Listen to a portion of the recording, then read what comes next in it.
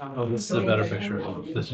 Is George coming? But that's very. Okay, because he's on first thing on the agenda. So He's on his way and walk up. okay, Just fade them out, that's all I did. all right. Well, I'll wait till George gets here and give him a few minutes to get over. Yeah, no. I No. hate those, I but can send that's him all a the text. that's all Yeah. Is it just boys or girls? They would have, there's not enough interest right now for girls. So if there was, then they also. Because we go- Like doing, Just giving George a minute to get over here. it's either doing, Hey, John, how are you? I'm good, Joe. How are you and your family? Yeah, we do Excellent. Premiere on The those. little one talking yet? No, but she's very much the laugh is coming in, so she's very vocal all the time. And 4 months, so definitely like I'm giving George a second. I Yeah. just sent him a text. Definitely like all smiles all the time now. Personality. Yeah, laughing a lot. You know, like she like laughed in her sleep the other night. It was the cutest thing ever. So we're good. Yeah. We're live. Oh yeah, that's fine. Oh yeah. If only that'll last another 15. Yeah, years 18 or so. years, but we are fortunate. She's sleeping 12 hours straight every night. So yeah, I know. Yeah, I know. I'm just waiting for George to get here. Like 6 hours. Because he's the first on the agenda, and so we either start a minute late or we wait for him to get here, or we start and then. You said he's on the way right over, Jerry. Yeah, he hasn't responded yet. Okay. But when I was on my way out, he says, I'm right behind you all up. Okay. Cool. I still can't. Alrighty, well we'll get started then. Do we have documentation from George? Oh, I do that anyway. Should be someone there. Alrighty, here we'll get started. Call the meeting to order here at 6:31, and we have a quorum, and so we'll begin with the Pledge of Allegiance. Pledge of Allegiance. To the flag of the United States of America and to the republic for which it stands, one nation, under God, indivisible, with liberty and justice for all. Alrighty, any amendments to the agenda? Alright, seeing none, any public comment? Sure. We know you, but for the people at home. Jill Gaston, Stackpole Road. I would like for the select board to consider making road maintenance, a capital, a CIP fund, so that, money is set aside specifically for that. Because I do feel that's one of the, historically, the biggest bond items we've had to deal with. And looking forward, I think it's going to become a concerning financial area. Thank you. Thank you.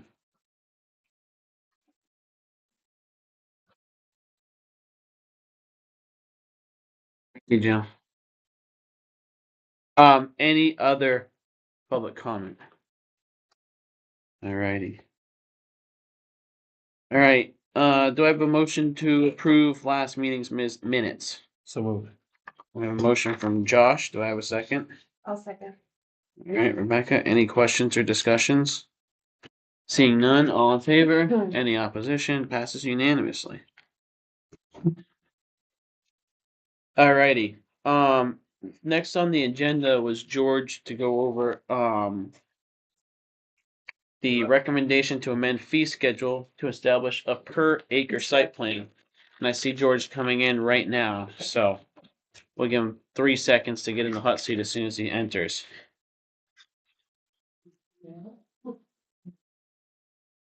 Evening, George. You can sit right here. You're up already, so yeah. We'll give you town planner. Of course, you're important. I'll give you a second to settle in. Yeah, pretty much. Yeah. Okay, cool. Yeah, so we just see here that you want to go over the recommendations to amend the fee schedule to establish a per acre site plan review for solar energy systems. Since I'll give you the floor to give us a presentation of your material that you emailed in advance. Thank you, Mr. Chairman, members of the select board. I did provide the town manager, and I believe he forwarded a memo explaining the proposed fee schedule changes, which relate to three issues. First is the fee charged for solar energy systems. The current application of a per square foot fee for the panel areas, which is how we base the sizing, would end up with a very out of proportion fee for what is required for town services. So rather than going with a per square foot, our recommendation is to go with a per acre square footage, and basically we calibrated it according to how you would review a typical 13 lot residential subdivision. It's probably about the same amount of workload for staff, the board. And similarly, the peer review system. So basically, that would be the first part. The second part would be some of the fees are missing. We currently have no fee for subdivision sketch plans, which involve some time for the staff as well as the planning board. Secondly, amended plans when they come back. And then thirdly, private way maintenance agreements. There's currently no fee for any of those, which involves considerable staff time. So, and then the third part and final part would be dropping the fee that was adopted for penalizing someone who comes to a meeting unprepared. Typical part of the process is to determine the completeness of their application. So many times, most times, if not always, there's going to be some discussion about the planning board requesting additional information. So it's really very hard to administer when is this proper and when is it improper. And so we would recommend just dropping that at late or extra meeting fee, because there's really no way to predict it or calibrate it. So those would be the recommendations, and I'd be happy to answer any questions. All righty. Before anyone asks any questions, I'm happy to see this because I know that the whole process of developing the solar ordinance was a lot of work. And then at the town meeting last year, some folks came forward at the very end and said, hey, upon review, it seems like some of this stuff is a little too harsh on the solar developers or the potential solar developers. And, ultimately it passed, but it's nice to see this come around and get adjusted, reflecting the community feedback and the hard work on the folks involved here. So does anyone have any questions on what George has given us here? I think. Go ahead. Go ahead, Deb. Did we have a situation where we did charge someone a fee for not coming with the proper materials? Again, it's hard to judge how would you do that? Right, so we we have not haven't, done it. We okay, have all not done right, it, no. all right. And is this proposal coming from the entire planning board? No, this is primarily coming from staff. Mhm. Okay, Although I have reviewed it with the planning board chairman and he supports it. Mhm. John, you had some questions? Yeah, what I was gonna say is, I was just looking for other towns, other fees, for solar fee, and there's not much, except the town of Warrenton just hit a solar developer with $130,000 fee, What town? No, what $130,000, town? Warren. Warren, okay.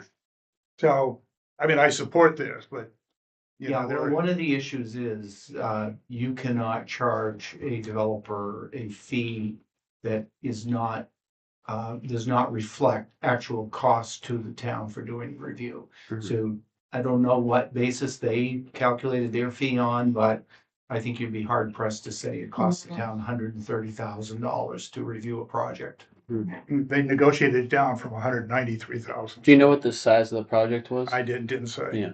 Yeah, Because I It was don't, 5 megawatts, I'm not sure what, under state law, you cannot charge more than it costs the town to provide the service.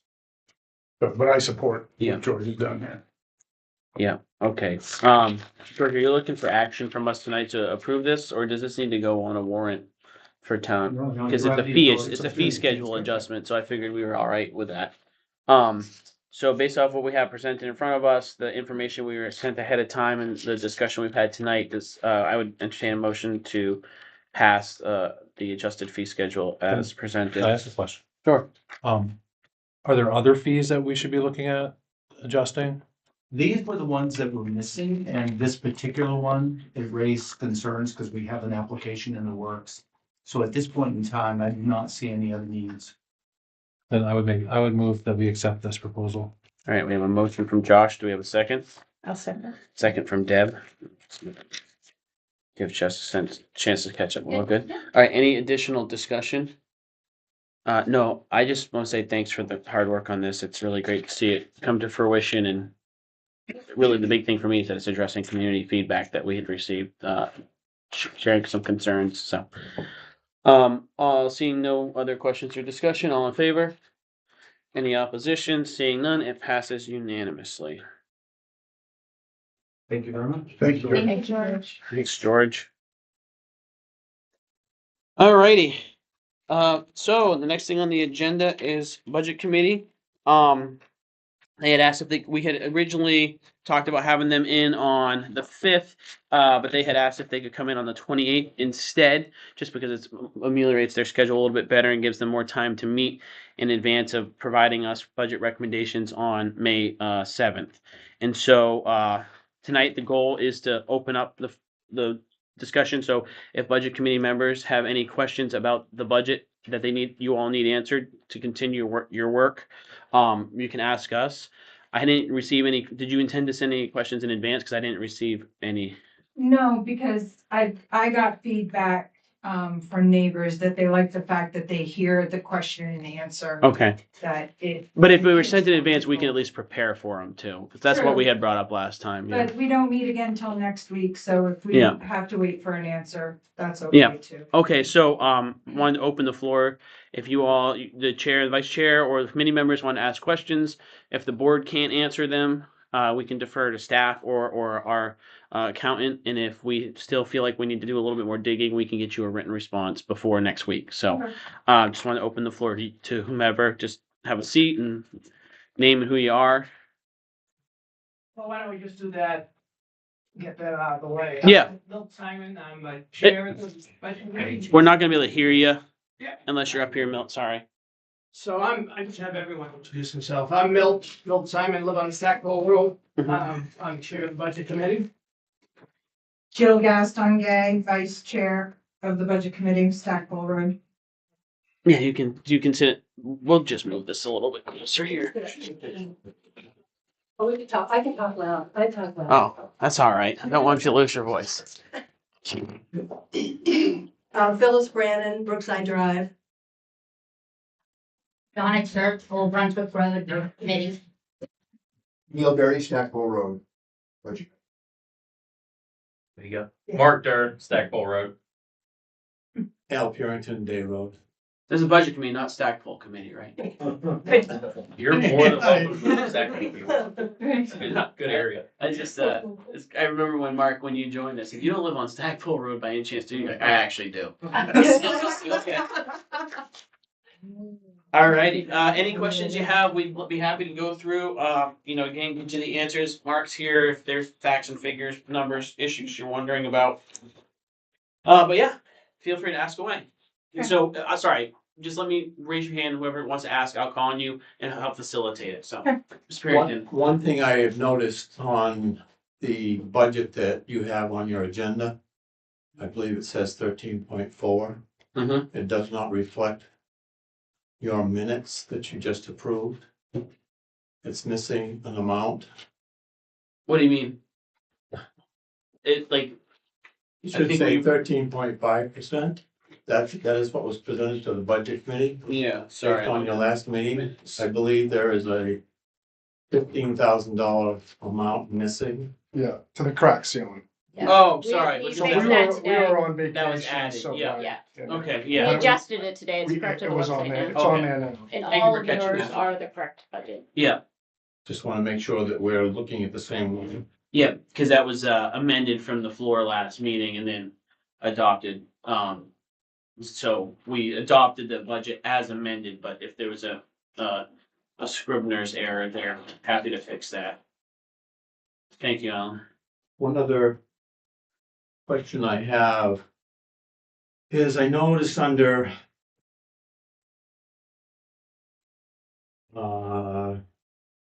funding balance, the additions for evaluations. Could you give us a line number, please? Well, it's on the summary page. It's on page number 1. It's actually total taxable evaluation. And I see where that has not sort of slight change. no change from last year. Yet we had 33 new permits issued last year based on the CEO's report. Yeah, and so in the past, we haven't, in the budget process, estimated an increase in budget, in that taxable valuation. What we've done is once we get the taxable valuation calculated by the assessor, that's when we adjust the mill rate to reflect that, because we don't want to say, oh, we're gonna have an extra $1 million in valuation, let's build that into the calculation. And so when we've set the mill rate in the past, after we've got that taxable valuation from the assessor, that's why we've seen the last couple of years that we've set the mill rate and it's been a decrease in what was proposed at the town. So like 1 year it was like a 3.5%, and when we set the mill rate, it brought it down to only a 2.9% increase. And so John had brought that up a couple meetings ago, of like, do we want to add in taxable valuation now and estimate it? And what we had discussed was we don't want to estimate that and then be wrong. And when we set the mill rate, have it be higher than the proposed budget increase. We'd rather say we're budgeting this based off of the existing valuation. When we find the new valuation, we'll bring the number down to reflect the new valuation. Does that make sense? It does, but I'm just curious, does the CEO estimate what the valuation of his home when they're issuing permits? I'm not sure if codes does that. No, I think the assessor does that Yeah, when it's done. when it's built. We used to base the permit fee on estimated value, but now we just do square foot. Mhm. Don't they do a HUD statement? Don't know what the floor number is. That's not required in Maine. No, that's just at a closing when you sell property. Mhm. I thought it was when you, I'm sorry, I thought it was when your new home too. Well, when you go to your closing, if you have a loan, well, there's a HUD statement. That's only, that has to do with real estate transfers only. That has nothing to do with town. Mark, is that like the best practices way that normally? is Yeah, I done mean, across all budgets? What we're doing here, that taxable valuation figure is, it's, those last two lines on the summary are just a projection to help you guys have a guide of where you might end up. It's certainly not the hard and fast where you're gonna end up. And so when it comes to the future year budgets, taxable valuation, because valuations aren't set until April 1st and they're not actually known. They're based off of April 1st values. They're not actually known until the assessor finishes their work, which is usually whatever, June, July timeframe. This gives you essentially a worst case scenario, because in most cases, your valuation is going to go up from 1 year to the next. So if we use last year's valuation, the mill rate that we're projecting here is a worst case scenario mill rate. And then also specific to Durham this year, seeing as you guys are going through a revaluation anyway, this mill rate isn't really going to be anything that you're doing it. It's going to be anywhere near what your actual mill rate's going to be. Does that answer your question, Ellen? I totally understand it, but I was just concerned that when I see a report that has 33 homes, well, permits that were issued last year, and granted, say 20 of them were finished. I mean, that's just permits were issued, doesn't mean that the homes were finished. And I'm just concerned when I see a 13.5% increase. Always looking at ways to reduce that as much as we possibly can. And I understand what you're saying, that we determine that valuation usually after the town meeting. Yeah, and so like we do reduce it, and that's, since I've been on the board, we've carried that over, and then we've reduced it at the time of setting the mill rate once we get that actual number. And we talked about estimating it, and I think that, discussions we had were just like, you estimate $6 million increase in valuation, and you tell everyone that the mill rate is going to be lower, and then assessment comes in, it was only a $3 million increase in valuation, and now we're actually saying, hey, it's the same budget you voted for, but it's actually a higher percentage, and we'd rather come down than go up. It's tantalizing in my mind to estimate that number, because we get to advertise a smaller percentage increase if we estimate that number up a few $1 million.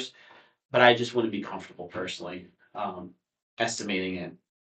So, and it's just not the practice we followed, at least since I've been here. So just trying to remain consistent. Okay, thank you. But thank you for the question. I appreciate it. Jill, So in continuation of that question, my concern is, we budgeted in April of 2025, $389,647. Million. Million, yes. Million, where my are you on that apologies. line? It's right from page one. Okay. Same one. Yeah, no, I want us to say the Um, lines out loud, so if anybody's Yeah, looking at the okay. line, yeah. It's no line on page one towards the bottom.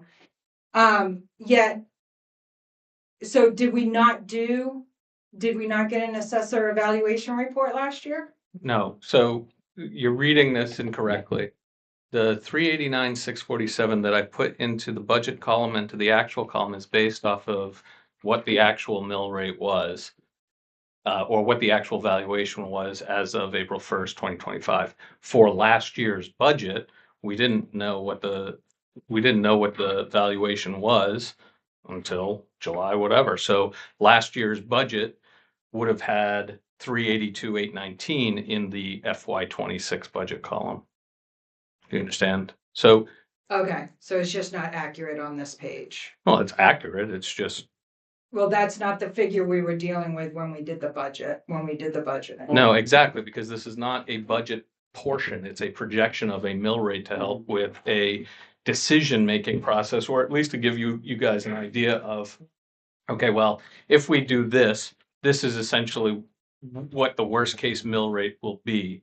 That helps you make decisions. It's not a, oh, well, this is absolutely going to be the valuation. No, that can't be known. That's And impossible to know. realistically, when we do a budget, we're not looking at that taxable valuation. We're looking at the expenses required to provide the services we've been asked to provide. And so the valuation isn't necessarily as relevant for that planning purpose, because if the evaluation is higher or lower, that doesn't change the fact that the trash contract costs what the trash contract costs, the fire service costs what the fire service costs. And so if Donna came in and said, hey, not you, Donna, our assessor. If Donna came in and said, hey, I know the exact valuation for next year, it would not change any of our budgeting math, because it's still, these are the expenses to provide the service, you know. But Joe, I beg pardon, I would challenge that because it may not change your budgeting, but it certainly changes the impact to the taxpayer. No, it does Yes, not. it does. No, In so, what- sorry, so, in what way? In what way? You're using that to determine your percentage increase.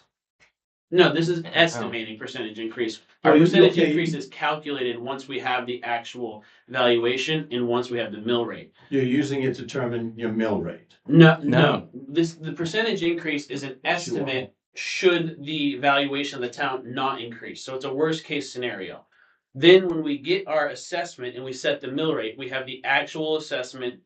We take the expenses that we need to raise, the numerator, and then we divide it by the denominator, which is the valuation. And that's what sets the mill rate.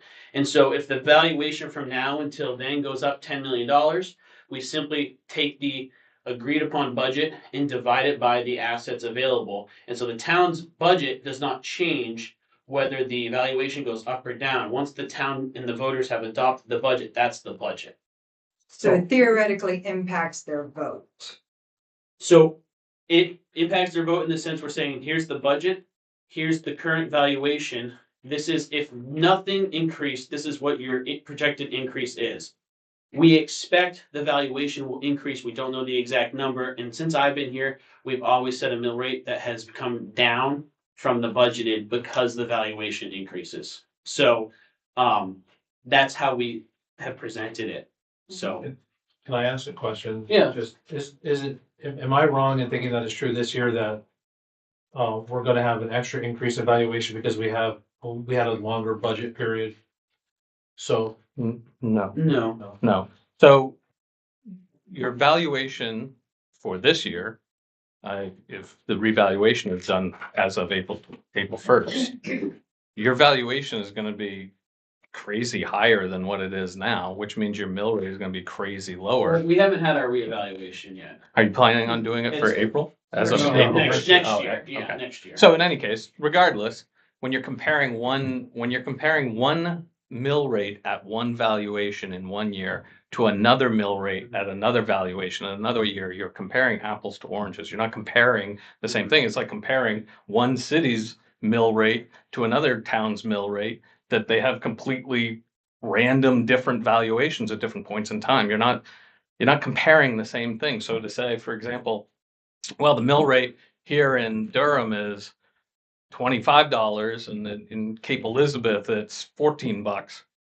Okay, that's like saying, well, it costs a pound in Britain to buy a hamburger, and it costs 14 euros in France. Okay, so what? That doesn't tell me anything, right? So comparing it even within the same town from one year to the next, from when the mill rate is determined based off of a particular valuation, makes no sense. It doesn't make any sense. That's why you just look at primarily how much is your property tax levy increasing, the actual tax assessment, or if you want to look at the entire budget, how much the budgeted expenditures are increasing, or if you want to take a look at the revenue, how much the budgeted revenues are increasing, that type of thing. You look at the actual budget, not the effect on the mill rate. Yeah, you can estimate what the effect on the mill rate is going to be, which is what we're doing here, which is a worst case scenario, and it's always going to be the exact same percentage as whatever the property tax levy is, because we're just using the same mill rate from last year to the mill rate this year. Does that make sense? Mm-hmm. Yeah. So if I understand right, what happens is, and somebody mentioned voters, so the voters aren't gonna see, they're gonna see 13.5%.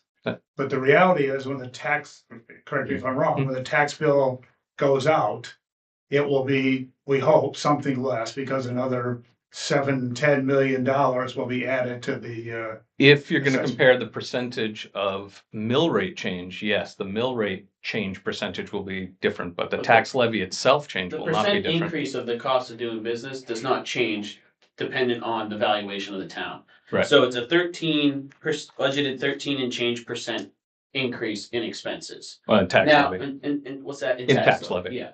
When we get our assessment and we set the mill rate, we set the mill rate based off of the true valuation, because we say mill rate, but for folks listening at home, it's what you charge per $1,000 evaluation.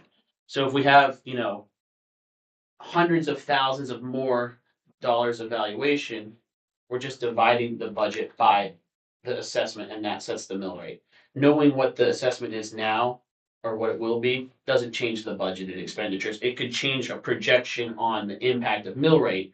And so if we said we think that the valuation is going to increase $100 million, and we could say the mill rate will likely go down this much, it doesn't change the true cost of doing the business. I understand that, but I think you said what I said, but in August, when we set the mill rate, that then sets what people are gonna pay in taxes. That's correct. Okay, and so that could be, hopefully, is less than this, because it's $6 million more.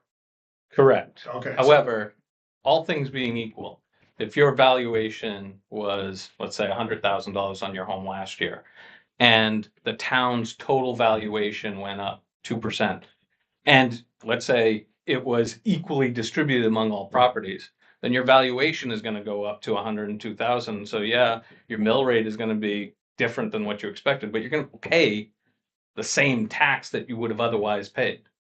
Meaning you're not getting a lower tax bill just because your mill rate went down. Do you understand? The cash out of your pocket doesn't change. If last year you had $100,000 house and the budget, the tax levy was the exact same as it is this year, and your tax bill was $1,000, and then all of a sudden this year the valuation for the entire town goes up 2%, and it's equally distributed among all properties, meaning your property went up 2%, her property value went up 2%, his property value went up 2%, and the budget was exactly the same, then you would still pay $1,000. I guess, but and the mill rate would be different. The mill rate would be lower. Well, right now, without a town revaluation, our assessment doesn't go up. So I'm not gonna pay a higher, I mean, my house, I can't remember what my bill was, Mhm. too high, but anyway, Right. Can't be that high if you don't remember, John. So It's pretty manageable. the I learned to revaluation, forget- I lose pain, you know, Yeah. not the Tylenol, but anyway, my point is though, that my assessed value of my house doesn't go up this year. yeah, it may, right? But we don't do a Because reassessment. we're not There's doing. there's a valuation that is set every year, April 1st. So it may go up, your valuation may go up, It never has. right? It does, but it doesn't. I Right. mean, because But we, let's say you added a structure or you did something, right? it doesn't matter because So the town doesn't the new reassess. evaluation that gets added to it, the sum added to our denominator here Would be is new is new buildings, homes. Yeah. And stuff those like homes that. are accurately evaluated at the most recent standard. And so if we get 33 homes, and at the rate homes go into Durham, somehow they're $1 million apiece now, so that's $33 million. We're dividing everything by an extra $33 million. It's the same exact budget, we're dividing it. Yep. But now, my house, which hasn't been reevaluated since 2018, or hasn't been assessed since 2018 when I bought it, is not seeing that change, whereas the new homes are seeing the change. So when the reevaluation takes place in 2 years, the people whose homes were assessed right now likely won't see much of a change, whereas other people's homes. So the assessment just shifts who's paying what. It doesn't shift the amount that's totally being raised.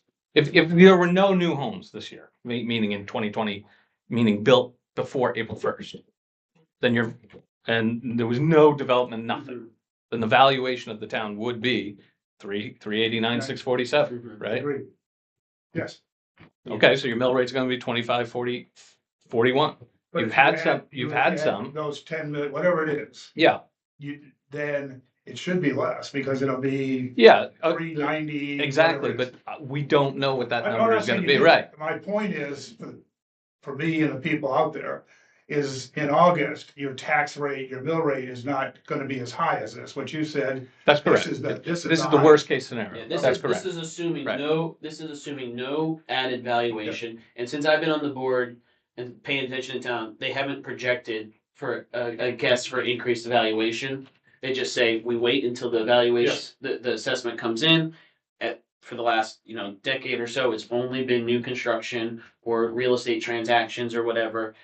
And then we calculate the mill rate after. And so 300%. none of that changes how we budget, Yeah. because we're still budgeting, like, whether we get $100 million valuation or not, we still know our diesel price does not change. And so it's just how it's spread amongst the people who live here. I agree with all that, I Yeah. mean, but so my And point so, is though, if this is we- worst case, and That's people correct. need to know that this is worst case. That's correct. Exactly, and Right. if we wanted to try to estimate that and say, well, we don't like this number, so we wanna say, well, maybe we pick up 20 million in valuation, and then we present that as this could be the change. Well, then we're holding the bag if we don't pick up that 20 million in valuation. And so what we have discussed was, it's better to say, this is worst case scenario without evaluation being tabulated, and then we always bring it down when we have it, and that's when we talk about our overlay and stuff like that, so. Can we refer to it as an estimated mill rate then? I mean, I feel like Sure. there's been so much confusion tonight, and I can only assume what people are thinking when hearing this, cause Sure. it's literally an estimate, Sure. so. Kind Yeah. of Fine by me, I don't care. feel like that would. Maybe a note that with an asterisk or something, Mhm. that's worst case scenario. Yeah, exactly. Additional values. Yeah, because it's always an estimate, because then when we go set the Right, yeah. assessment, we have three figures to choose from. One with a very small overlay, one with a larger overlay, one somewhere in the middle. Yeah. And then we have to make that decision at I just that think that time. would clarify a lot for Sure. But it's, people looking at it. I yeah, know it's semantics, but it's semantics, but I think it's important to say, this is the highest change we expect, and then we imagine that it will be below this, but we don't wanna sell you 12% and end up being 13%. I just think for people that watching at home, that could be a lot more sense. Josh, did you have something? I was just gonna ask if we could move on to Yeah. another question. I'm ready.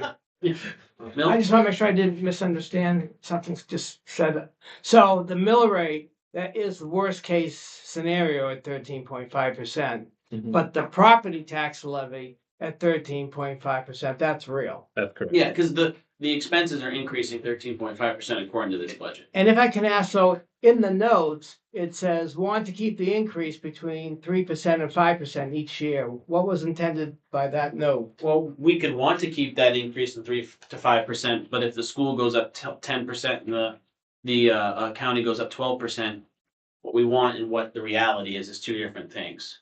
And so that was when we were using fund balance, and we had every year, we had talked about for the last several years, that after budgeting for expenses, the fund balance was being used to try to bring us to somewhere between a 3 and a 5% increase, to use that fund balance to stabilize the budget increases over the years, rather than saying, hey, we're using all the fund balance year one and there's a decrease. Okay, next year there's a 25% increase because we use that fund balance. So that was the strategy, to using portions of the fund balance to try to shoot for that 3 to 5% increase. But if you look at the trends in the last 6 years, our responsibility for the school has gone up $2.5 million. So we can't use the fund balance to buy our way out of the school's budget increasing and the county's budget increasing. We can want that 3 to 5%. Right. Page 15, line 40, 7258. Oh, give me a second to get to it. Yep. What's the heading? 40, Public Works, 40, Uh, 72, 58. 58, road painting and striping. Yep. So my question is, if we're not paving roads, why do we need to budget an increase over last year? For painting and striping? Okay, Calvin, do you want to answer that? When I first got here, 11 years ago, there was no paint anywhere in this town. So every year I added an additional couple of roads until eventually we have them all painted. And so price goes up. I don't know what this year's actual contract is gonna come out at. It's a cooperative bid process through GP Cog, so I haven't gotten the latest numbers, but I'm sure it'll be higher than last year. And I'll add a couple of more roads each year until we get up to having all the roads painted.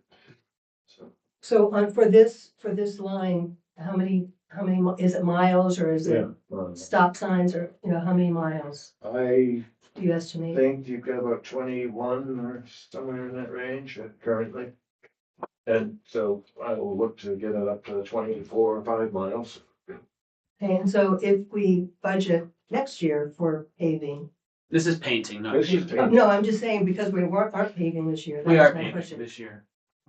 Oh, Yeah, there is paving oh, some of budgeted the this year. roads, okay. Yeah.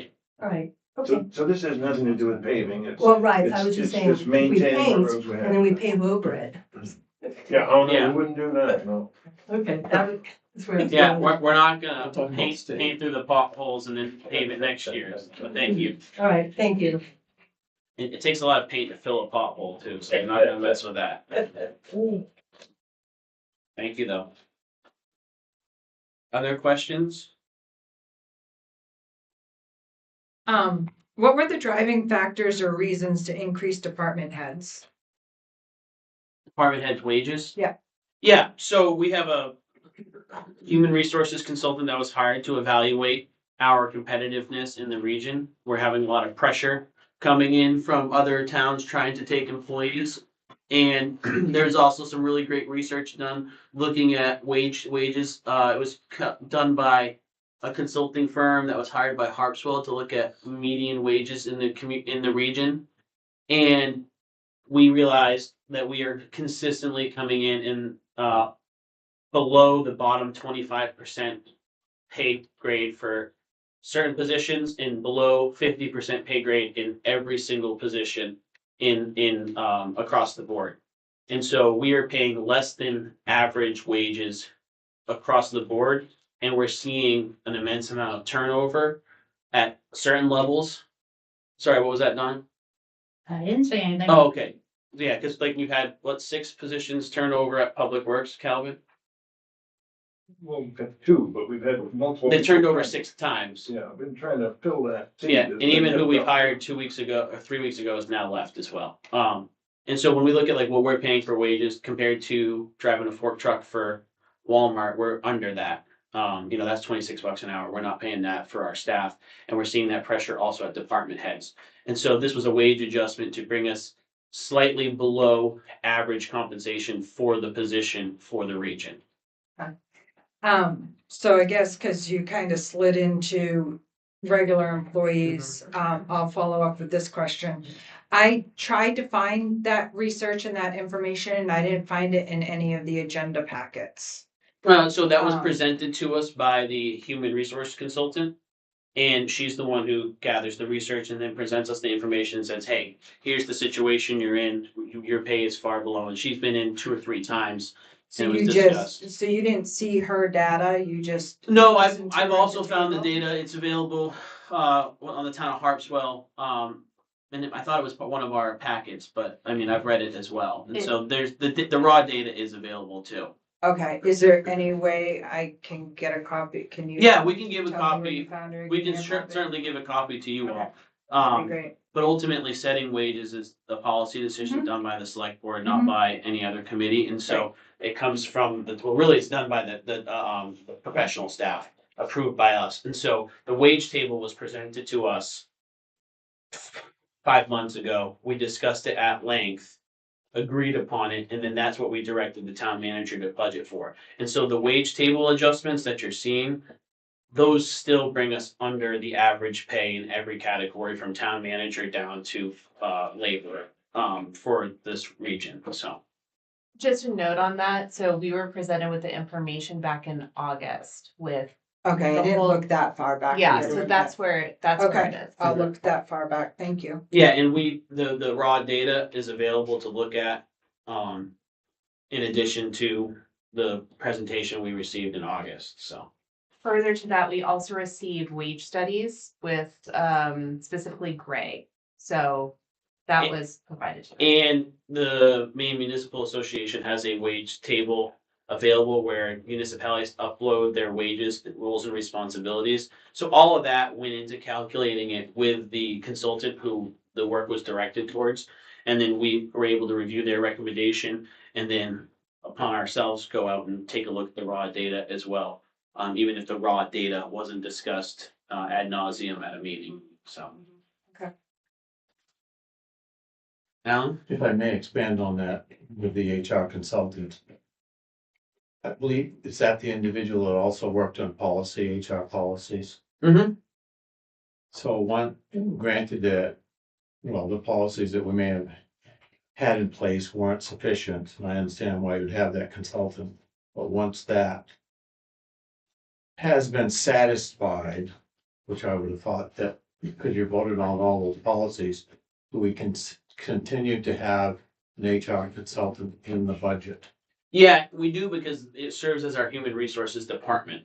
And so if we have to field personnel issues, if we have to field labor law issues, labor rights issues, those sorts of things, that doesn't fall under the purview of the department heads or the town manager. That goes to the HR consultant. So with an HR, they essentially function as what a human resources department does for another business or a bigger municipality. And it's cheaper than the attorney. Yeah, by a large margin, because right now that would have fallen on the attorney. So if there's a complaint about an employee or someone needs to file a complaint, you're sending it to the attorney, they're charging about twice the hourly rate as what a human resources consultant charges. And we don't have our own human resources department. But yet you continue to have the HR consultant in the budget. Correct. Is that amount for the upcoming budget the same as it has been previous year? What line is that at? I don't know. I don't know where it is. Can't find it. Assessment, It's varied. 1027? We pay her a 5 times only. Yeah, it's under business That's just one service. shit. Yeah, and so to Jerry and Deb's point, there's a budget for that service, but they're only billed as they're used. And so if we've got our policy squared away and there's no human resource complaints and no violations or anything like that, those funds don't get utilized, but we just budget for them. And to clarify, that's under budget services, so it's lumped together with the Business accountant. Business services. What line is that, Jerry? Business services? 27,222. Page 27. No, Page 20, 10, page Department 27 10, page 222. 10. So is anything else under business services? Yeah. Yeah, HR and accounting. Mhm. And legal is a separate line.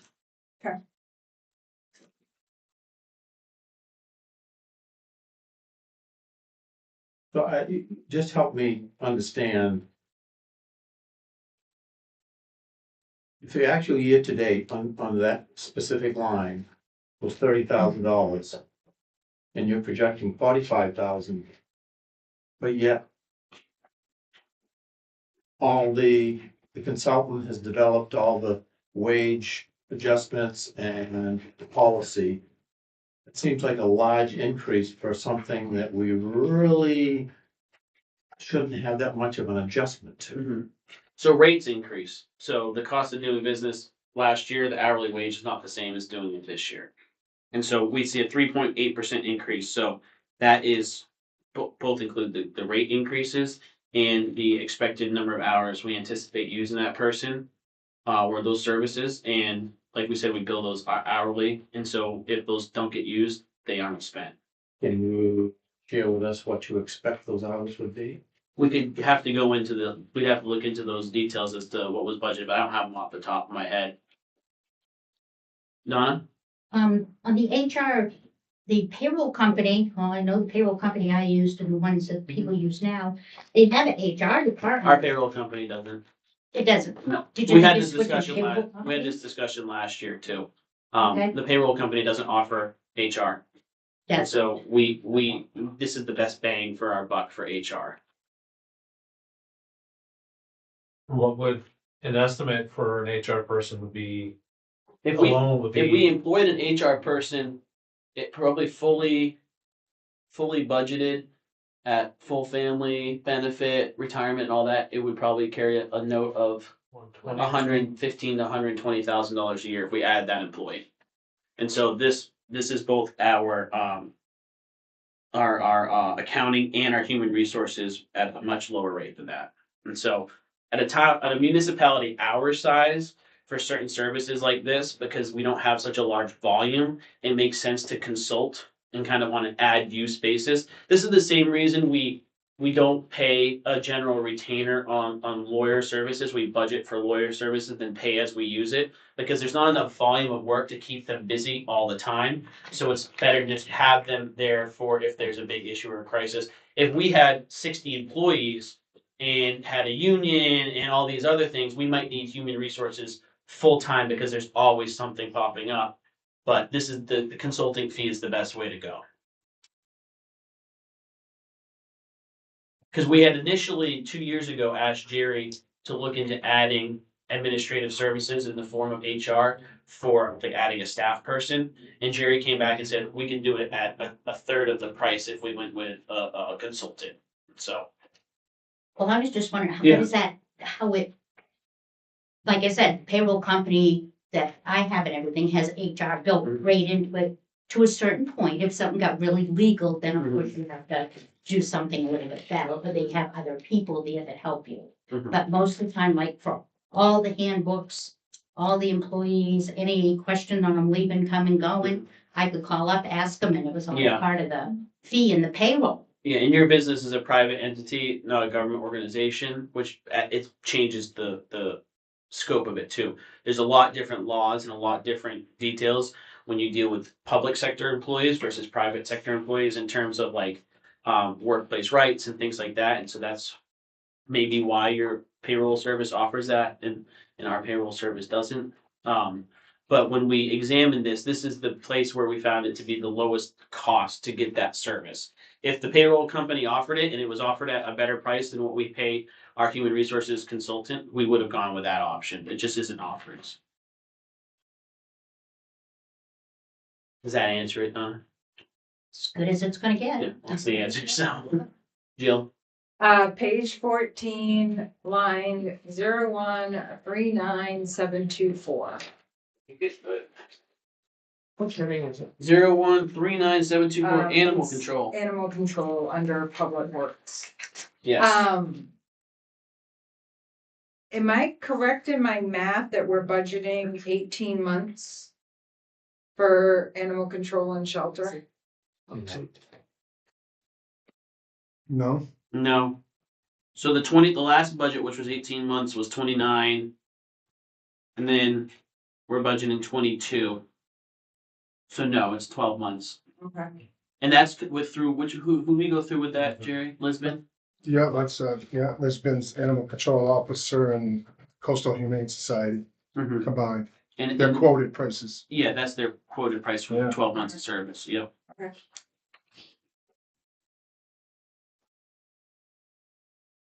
Other questions? Actually, I did. Mark, you look pensive. Other Mark. I'm just doing bad. I did have another question about the full-time wage increase. Yeah. Is that based solely on raises, or did we also expand our full-time equivalent? So the position that was formerly part-time at the fire station has gone to full-time. Okay, is that the only? That's the only Category? That's the only category that's increased. Okay. The rest of the wages are a wage adjustment reflecting the new wage table, years of service and things like that. On the hours, what determines full-time and part-time? What hours? are that? 32 hours is full-time. 32. Yeah, and that's when benefits kick in. Thank you. No problem. and this budget includes no code enforcement. Calvin kindly picks up that extra work and an admin assistant. Yes. Yeah, and So so that is a change. it's not Not a change Jill in asked if there was full-time a change in equivalent. full-time equivalents, and there's Ah. not. Yeah, that's a shifting of workload, and so that was a full-time code enforcement officer who's been downgraded to a full-time administrative assistant, and the code enforcement officer duties fall on to the new code, the public works director, who's now public works director and code enforcement officer. Those administrative duties get handed off to the administrative assistant and allows the public works director and the code enforcement officer to now work at top of license rather than doing administrative work. So, and so it's not an increase in it is not an increase in number of full-time employees. So Thank you. besides the half-time that went up to the full-time. Did you say that the administrative assistant is a full-time? Yes, so it's replacing the position held by the code enforcement officer prior. And it's the same, it's kept at full-time, but compensated at a much lower hourly rate. It's displayed as part-time because they split it between Oh, public works Yes. Okay. and. And half of it is in public work, it goes to public works, half of their time goes to code enforcement. Okay. And so that's a pretty common position amongst municipalities to have an admin assistant that splits their time between those two departments. And it's a lot of like doing the groundwork of paperwork that needs to be done and all those sorts of things that don't necessarily require the skill set and advanced experience of a public works director or a code enforcement officer. It's just kind of the busy work, paperwork, organizing things, getting files pulled together and that sort of stuff. And so when you have your department head or your head of a group spending their higher value time doing stats work that could be done by a lower compensated employees, we just don't think that's fiscally sound policy. So that's why we brought that down to a administrative assistant. So the example I always use is, and Jill, you'll appreciate this. It doesn't make sense for my wife as the chief of medicine at the hospital to do the nail clipping because it's a pretty expensive mani-pedi for the dog at that point.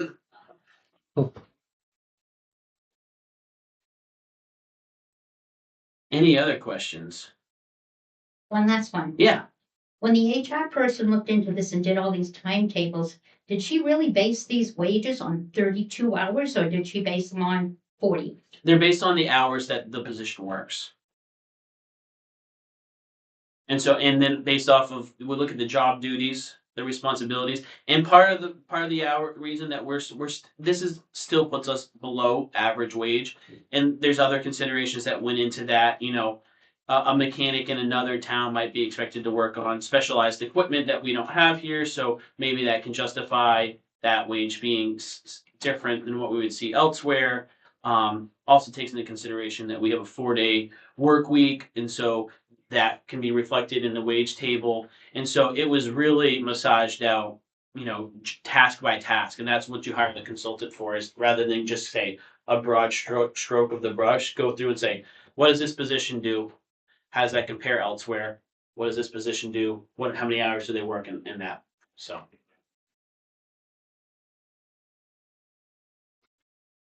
One more question. No. Page 11. Let me get to it. Um, 26-7404. Hardware. 1 second. 2674 hardware, yes. So, why is that not considered a capital fund expense? What do you mean? In what way? I didn't ask that question. So hardware is like computers? Yeah, And yeah. so it's not like a capital expenditure, it's like more something that you use for operations. And so, We're replacing them all the time. well, yeah, so there's a replacement schedule for hardware, so we don't buy a new computer every year for every employee that needs a computer. Those get built in, there's a replacement schedule. And then this year it includes adding, tablets for the select board to move to an electronic format for most of these documents to reduce printing and things like that. And so that also helps streamline FOA processes, because when they need to, when a FOA request comes in, Freedom of Information Act request comes in, devices get handed to the person responsible for the FOA request. That's all there, as opposed to people using personal devices, and then that gets really mixing the line, and so it's kind of a standard approach. And so this was a quoted price that includes adding those devices. Okay, thank you. Yep. When do the new wage scales start? They would start in July, after the July 1, after the meeting. So we'd like, or I'd like anyway, I think we all would, a list of what people are earning now for. So you want us to tell you what every employee makes? Correct. Okay. That would, there's a process to go about for that. And what is your intent with the list? Do you want to set their wages? So then what are you looking to do? I want to understand what they're making. Yeah. Okay. It doesn't matter what I want to do with it, actually. I'd like a list. Okay, I want to so understand. how does that go about providing personal details for our employees to? How does he want it? How do you want that? Whatever's easiest for you. I can shoot in the dark and ask for a bunch of documents, or you can make it easy. Tell me what. Well, I'm asking you how you would like to receive I'd like to it. know what the clerk makes, the part-time, what their hourly rate is. Okay. And what they're gonna be. I can figure that out myself, I guess, with the table. Okay. All right. How does that get processed? Because we do have to be, so obviously, public work, it's things are open, but we also do have to be mindful of people's individual rights. And so I'm not exactly sure the process to say, hey, here's what so-and-so makes and what so-and-so makes. And so I just need to make sure from a legal standpoint, we're dotting the i's and crossing the t's, and I don't know the answer for that. Of course, public information. We already know. what most of these We guys- don't need their personal names. Well, when you have one clerk, Yeah. Do you want a spreadsheet with just the numbers in it? Do you Sure. want a copy of their pay stub with their hourly wage? Whatever's easiest. What are you looking for? Sure, I think you said yes to the spreadsheet. I don't think you need names, you just No, need the Yeah. position this and to the- this. what it Right. pays. Yeah, so just, you're saying like, if we show you the wage table and then it says, our clerk falls on this dot, or on this column, our public works director falls on this column, etc. You don't need titles, you just want the numbers, right? I think you can take out Well, the personal nature of it and just do. Clerk. They want the name of the position and the salary of the Right. Oh, position. you want the name of the position? Yeah. Just name And the you- position, not the Which name of is the person. really naming the person, Right. because Do we have, this, yeah, so what difference Not is it? radical, Tomato, that's tomato, not right? what- Because I'm guessing, I don't know what Neil has in mind, but if this clerk moves on and another person comes in, well, probably they might get paid in that. that's what the wage table shows you, and Right. then that's when you, so we'll come back to this, but quick aside to that, and so when you have the wage table, that's your projected wage range. And so when a position gets posted, in theory, it can be posted as the range being hours times rate at the lowest level, at the highest level. Then once the person's interviewed, the hiring agent goes through and looks at their experience and stuff like that. And so if someone is starting a position and they have 2 years of experience, they could presumptually start at step 2.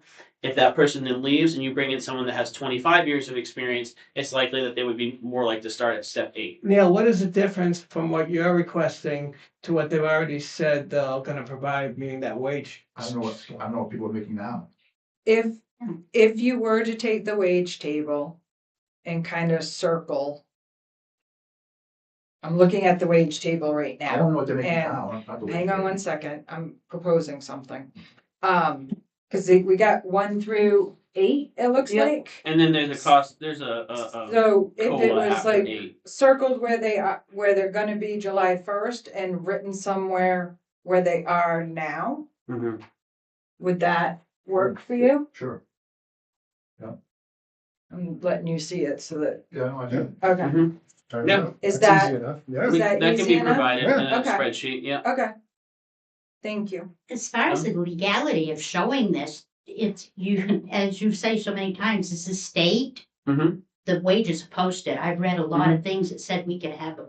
Yeah, no, I'm not saying you can't. I'm just saying that we have not had someone ask for employees' wages before. And so I just need to make sure that we do it the proper way. So for example, you can look up a state employee's wage, but there's a portal that's been developed and there's certain information, personal information scrubbed from that. So you're not, it's like we just send someone a pay stub, there's a lot of personal information on there. Oh, And so we just have to make sure it's handed off the correct way. Yeah. And so I don't want, it's not a no, I just wanna make sure we do it the right We way. used to always have it in all the prior ones. It's only been the last few years that we haven't received it. Mhm.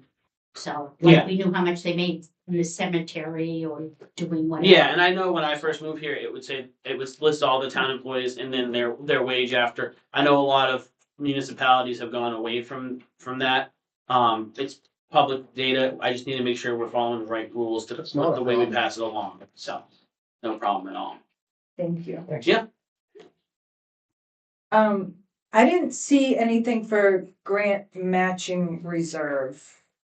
Is that because we didn't add any, or am I missing it? It's not part of the general fund. This is, you only budget for the general fund. So if you're asking, is there anything being budgeted to be transferred to the grants matching reserve to be able to have funds available to match future grants? The answer is no, there's nothing in the budget that is currently budgeting to transfer from the general fund to the grants matching reserve. Okay, so we don't. Right, it's the only where- transfers out are to the capital improvements reserves. Okay. and thank you. so in part with some of these, because the expenses that are completely out of our control driving the increase in the budget, we're looking at places where you don't have to necessarily add if we think there's an adequate amount in a reserve. And so, for example, at projected ending balance for the grants matching reserve is 25,776, with only projected expenditure at 4,224. That gives us, at that rate, 6 or 7 years of liquidity before it's expired. And so when we're trying to cinch up things, here's a spot that we can say. And same thing, like if you look at like the donation line, what is it? Like recreation fund, we're not adding anything to Right. that either, just because when we've got to figure out how to tighten things up, that's the first place you go. Neil? Question and suggestion maybe. If you create a capital reserve fund for roads, I assume that would qualify for capital reserves. Yeah. We could put some money from the general fund in there. Well, in a sense, they're wanting to do 125,000 already for roads. 150. 150,000. Mhm. I didn't have it in front of me, so. Anyway, we could move some money from undesignated, unassigned, whatever the right word is now. To that fund, and you guys could spend it if oil gets cheap, real cheap. Yeah. So, And so that's totally good. That's totally a suggestion. So when I think of capital reserves, I think of things, big ticket items you're saving for that are costing more than you want to allocate in 1 year. With paving, it's just something usually we allocate and then we use. We allocate, then we use. If the asphalt prices remain really high, we could have the question of whether it's even worth it or not. And so if we were to decide, asphalt tonnage is so high that we're only going to do a quarter of a mile, let's hold off. And under the current system, we would just end up saying, that didn't get spent, we'll budget for it next year, we'll take those funds, they go back on general funds and all that sort of stuff. What you're suggesting is we could say, if we don't spend it, establish a reserve account and then say, you know, that's gonna go into the reserve account, and then the select board can decide as needed how to use that. I'm saying a little more than that, I'm saying establish the fund first, Mm-hmm. and take some money from unassigned, because we still have a surplus, which we'll spend next year if we don't spend it this year. We don't. We're overspending it this year at 500,000. Mine was okay, we have what, 2.1 or 2.1 million for. Well, what we have for a surplus and what we have for undesignated fund balance and what we have to spend out of it are two different things, because we have to manage cash flow. And so we need multiple months of expenses on hand. Well, I understand that. Yeah, so it's not 2.1 million. That's you. Mark? I do recommend that you also establish a reserve. I think that's a good idea.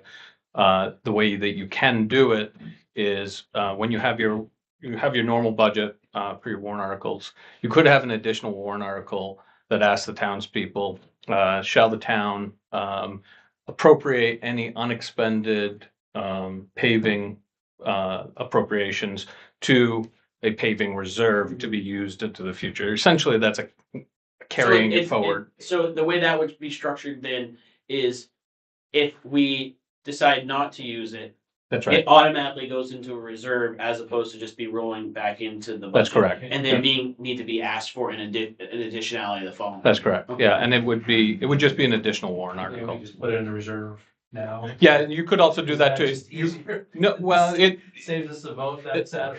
well, you can't put it into a reserve right now yourself. No. No. We establish it. But I like the idea. So of you the can way you can do word it either way. You could establish it, and instead of, for example, budgeting $150,000 for paving, establish it and budget to include in your transfers over $150,000. Then you could use it whenever.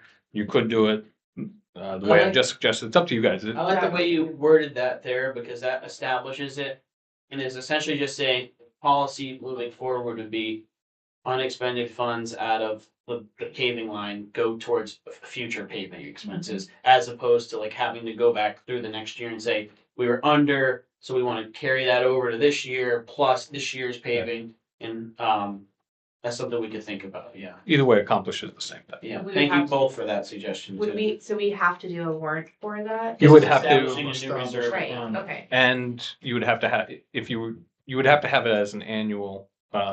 So every year. Yeah. If you wanted to do it the way Joe was describing it, where the unexpended portion goes into, you would have to have a warrant article that authorizes that. Because absent that, the default is that it lapses at the appropriations lapse at the end of the fiscal year. Right. Or we establish it this year and then we treat it like every other CIP. Correct. moving Yep, forward. you could do it that way, and both ways will function practically the exact same way. Yeah. So it doesn't matter either way. But I do agree with the recommendation. But that what you to, establish a even reserve. if we established it, establishing a reserve and funding it is different than establishing a reserve and then saying certain funds, if unused, get allocated to it. Do you follow what I'm saying? Well, I'm assuming this year, that would be that's one option of how to create it. Next year, it's already created. Yeah, because the other So option could be next just year create it now. Is next year, instead of it being under Public Works as a line, it's in where all the other transfers to CIP is. Yeah. Yeah. So I have one more I'm question. thinking through this, but yeah. Yeah. Is this the last year you would expect to use any significant amount of money from the unassigned fund? Yeah, from what the projections were showing that this is the last year that it'd be available to use. And then from moving on, it depends if we get a ton of evaluation and all that, and there's overlay and budget expenses come under and we replenish that, then there's some money available. But this would be the last year that has a sizable use of the fund balance. Which is that goes to your 3 to 5% question earlier. Like when we started this whole process, the goal was to spend that fund balance down until we had the cash on hand to manage operating expenses and cash flow, to spend that fund balance down. The goal was to use it to try to get us to a 3 to 5% budget increase annually through sound budgeting, but also the use of the fund balance rather than, pay it all out in 1 or 2 years, have a 0% increase and then see a 30% increase. So this is progressing as planned. Yeah. This will be the final year. I lied, I have another question. It's all right. GP cog, are they giving you, I know it's the 20,000 something to join. Where are you seeing that?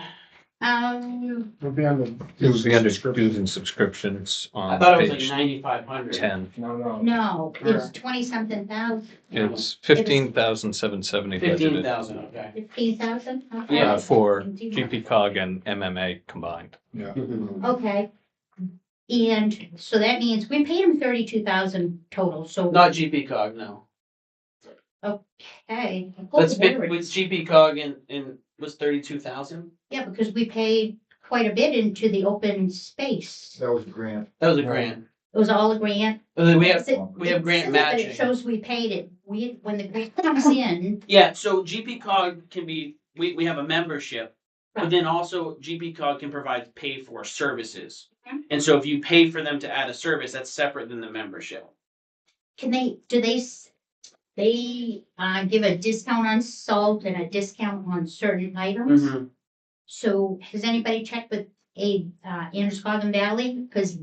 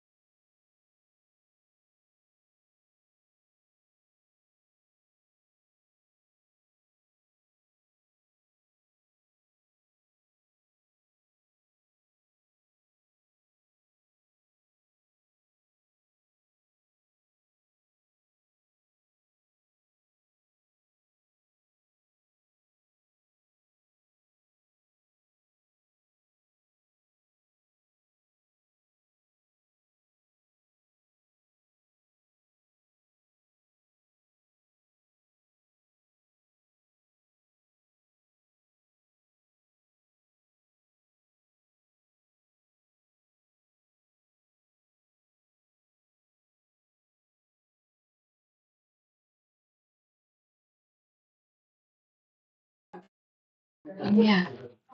All right, let me take. Yeah, I No, not, don't bring the charger over with me. Why is the camera one dead? The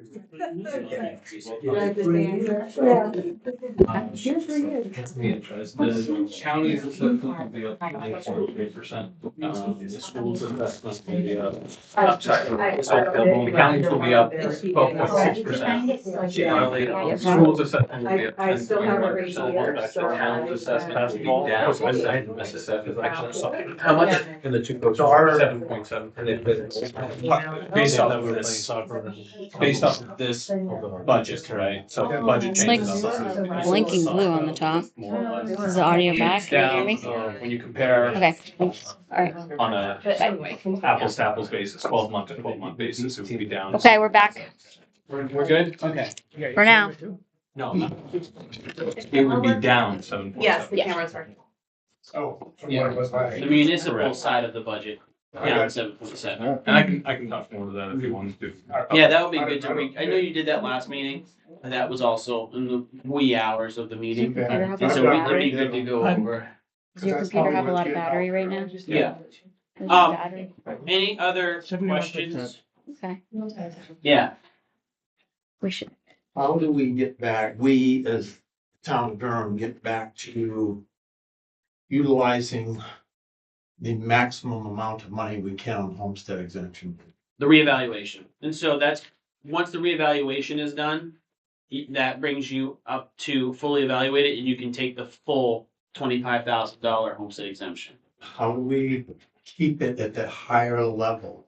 Because we are, More frequent reevaluations. Yeah, so the problem that this has actually been a perennial issue. Every town, people waited too long.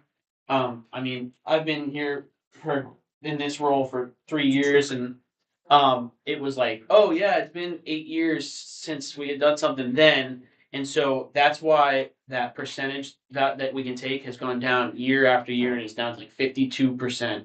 And so once you have your reevaluation, you're at, the state says you're 100% evaluated. You get to use 100% of your homestead exemption. As the years go on, they say you're starting to get below a certain threshold. And so what will be prudent for us is to schedule our next evaluation about the time we get it done.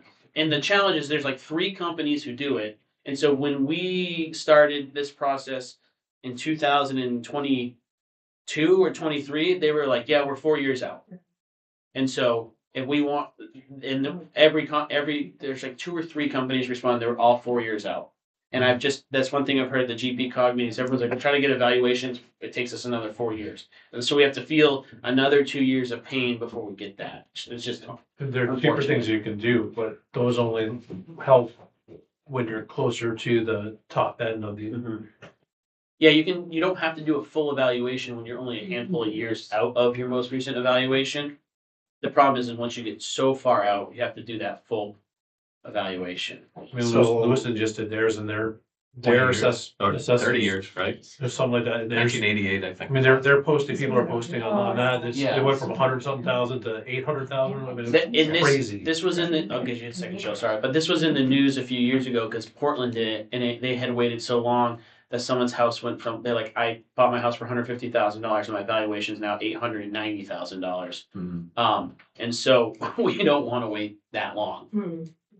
But it is what it is. This is the fastest we could do it from when this iteration of the board started. so it sounds to me, I mean, sounds like this could be a policy decision for the select board, and because we're leaving money on the table. Oh, yeah. Yeah. I mean, people want to be able to take their full homestead exemption. I mean, that's the reward for being a resident and claiming residency. And if you're not getting that full exemption, it's a big deal. It certainly is. And especially because there's been some discussions at the state level of maybe seeing if that homestead exemption could increase to help benefit Maine residents. And if we aren't at full evaluation, that really doesn't do any benefit. Yeah. Thank you. Jill? So I'm not sure of the right wording, but can't we like pass an ordinance or something that requires us to do a reeval on the recommended schedule? Because the select board's always changing. who knows what other positions will change and I think that the best approach might be to establish a reevaluation reserve that you start funding, because I think part of the reason why it gets held off is because it's very expensive. And so we broke that savings up over, I think, 3 years to raise the money for it. And so if there's a reevaluation reserve established, and it's, the cost of a reevaluation divided by however many years you should be planning for it starts going in there, regardless of who's sitting in any of these chairs, I think that provides the prompt to continue to fund it. Because part of the challenge is like, we don't want to raise your taxes because we don't want to save for a reevaluation. So we're going to raise your taxes by you not getting to get your homestead exemption because we're not saving for a reevaluation. And then it's like, oh, your percentage is super low now. We need another 180 grand for evaluation. And so I think it would be a good idea to look into doing a reserve for that. So, have you seen that in other towns? What, a A reval? reevaluation reserve? Oh, yeah, I mean, you guys have one.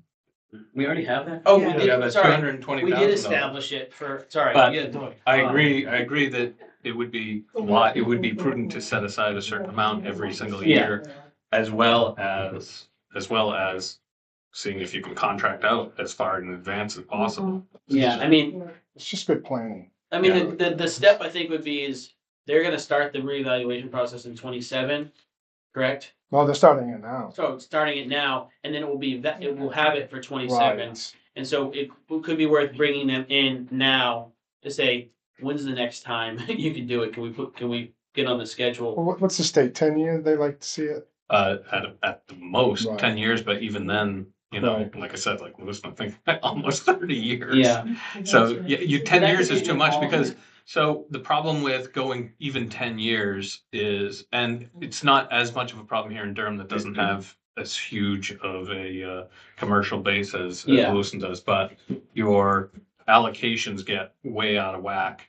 So that what's happening in Lewiston, from what I read in the newspaper, residential property values went up on average, I think 180%, whereas commercial values went up only 130% on average, which means residential values outpaced outpaced commercial values, which means, property tax, the change Was proportionally felt more. was proportionally felt more by residents. And now I guess they're gonna delay that for a year, Yeah. which means they're just basically saying to businesses, you have to pay more for a year than what you would have otherwise had to pay, because they're afraid of voters. Mhm. Our voters are way nicer.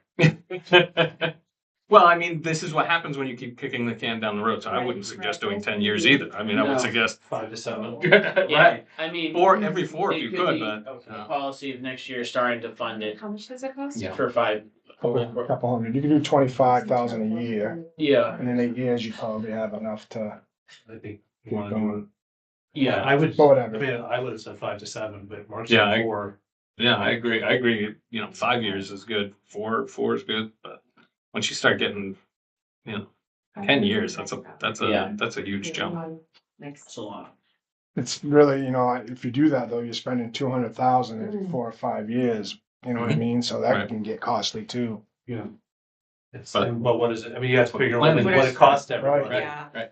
What Yeah, you pay That's, out for you it. gotta figure out the Right? it's what the cost taxpayers want. Yeah. Well, I mean. What do the- the the- taxpayers the- want? No taxes? They want our homestead exemption to be 100%. Right. Right, but when we start thinking about the calculation, it's like, okay, to get your homestead exemption 100%, it's gonna cost you an extra 2% annually to get that. And so some people might say, I'm making out pretty well, 2% annually is Well, $200,000. You don't have to it- put aside $200,000. If we're doing it every 4 years and it's, $200,000 is a minimum of $50,000, and 2% annually right now this year is $200,000. That's not like gonna be the same in every budget. So there's a cost, and I think that's why it had been put off in the past as taxpayers. So we didn't want any extra costs, and now they're saying, oh, we're feeling the extra costs in the back end, and so finding that balance of what's the wiggle room. Are people happy when we're always refreshing it when we get down to 80%? Are people happy if it's being refreshed at 90? Want it to be refreshed at 90%? And to keep that frequency higher and increase at the annual, which is totally fine. It just depends on where people want to pay it, you know. Way off on it. But yeah, tangent for sure. But it's a really good point. And I think this should be something we talk about next year, maybe establishing a policy to fund that reserve, so. Any other questions? I have some, about a dozen. My typical questions, so that helps me understand, the thought process behind how the budget is Okay, put real is put quick together. before you do your question, I did want to just say, because I hope folks stay, after you've answered your questions, we're gonna have Mark pull up some numbers, because last time at the very end of our meeting, we looked at where the budget increases are coming and what the total municipal budget is. How that percentage has fluctuated compared to the school count in county, and so we want everyone to be able to see that number tonight too. So if Milt caused you to want to leave, stay through his questions. That was rude. I don't think Milt would do that, but someone say, hey, he's asking Sorry, questions, I know the answers. All right, so I'll start with general government. And this would be line item 20-7220. Which page? I don't know, I'm looking at the spreadsheet. 20, yep. So it's done on the general government. Line item 20-7220 legal. It's page 10. Yeah, legal. Everybody got it? Yep. So I'm seeing that we pretty under budgeted this year from what we budgeted for. What we budgeted for was budgeted for 22.5, and the actual was 11,976. And what we're budgeting for next year is 15,000. And there's a note saying there might be extra for the Old Town dump. I wonder if I could get an explanation of what's going on with the Old Town dump that might cause it to be higher than 15,000. Or was the 15,000 already anticipating something that's going on with the Old Town dump? Mm-hmm. Jerry, could you answer Yeah, that? so this is a 12-month projection. This is an 18th-month budget. So we may run over actually on that line. So don't get too fixated on the 11,000, Okay. because that's only for 12 months. Okay. But it's an 18th-month budget. Yeah. So the Old Brunswick dump, we're kind of looking into that because there could be a liability to the town. If that gets sold and there's contaminated water and it becomes an issue, and the town allowed that to happen years ago, the town could be on the hook for any kind of legalities of that. So I'm talking to the attorney right now to figure out what do we do there, because we haven't foreclosed on it, because my understanding is administrations in the past didn't want to deal with it because it was an old dump. They didn't want that liability, but it's 70-something acres. So I wanted to look into it because it's just sort of sitting there doing nothing. And then we had an attorney come in and talk to Calvin and I, and he's going to kind of give us some recommendations on what we should be doing with that. Should we take it over so we have control over that? Because right now there's a for sale sign on it. And like I said, the attorney said, if that gets sold and they build on it and there's issues, it could come back to haunt the town. Because the town allowed that stuff to happen there years ago. So with legal fees and stuff, you never know what's going to come up and where you need their services to help protect the town from liability. Historically, we've been over budget. This is just based on my many years of being on the budget committee. We've consistently over budgeted for legal, and Over it's not budget or overspent? over budgeted. So over budget means we budgeted more than we needed. for Correct. legal. Okay. It's not, it's not a big deal because it's not like I don't argue when we over budget because we don't lose the money. Mhm. But in this particular case where there's so many questions about the status of that piece of property, wouldn't that be a good use for the contingency fund? Instead of adding to the budget there, why So, not? Yeah, I can answer that. So this 15,000, I think it's already tight, not even including that extra issue. And so we've spent 11,976. That was, and like we said, that was that's 12 months, and we have the figure we have budgeted was an 18-month budget. The town has not utilized legal services nearly to the extent that most towns do utilize it, prior to our engagement with this current, contract with our legal services. And so I think Josh, you pointed out, when we first put that 15 number in, that's tight. That's, nothing major. And then we had the discussion, if major things came out and we had to move to an hourly rate for some litigation and things like that, we would need to find that money elsewhere, and that's where the contingency balance could fill in. And so I don't think that 15,000 is over. I think if anything, that's about as tight as we would want to go personally. Next question, line item 20-7221, right under legal. It's auditor. So question to Jerry, just so I have to clarify, all the actuals are year to date, meaning which up to April, end of March? December. No, just from Oh, December. just through This is December. just January 12 months. 1 A 12-month budget, Yeah. because we're doing 12 month. Yeah. Got it. Yeah. All right, so I really should just be looking at what we budgeted for 26 and then what we budgeted for 27. Right. Okay. Budget to budget. So that's a pretty significant increase under the auditor's line from 17 to 2250. Is that this person's rates have gone up that much, or does it include something else? The auditor we had is no longer with us, so we're going out to bid.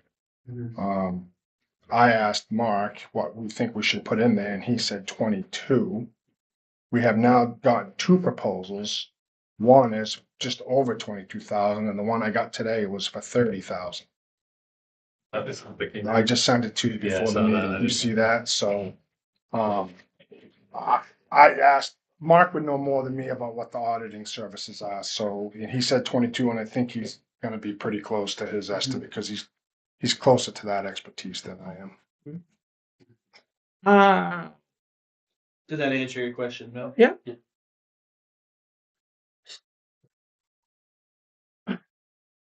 been a while since I wrote these, so when I'm reading this, I might not remember what I had in mind, but if I ask something stupid, please forgive me.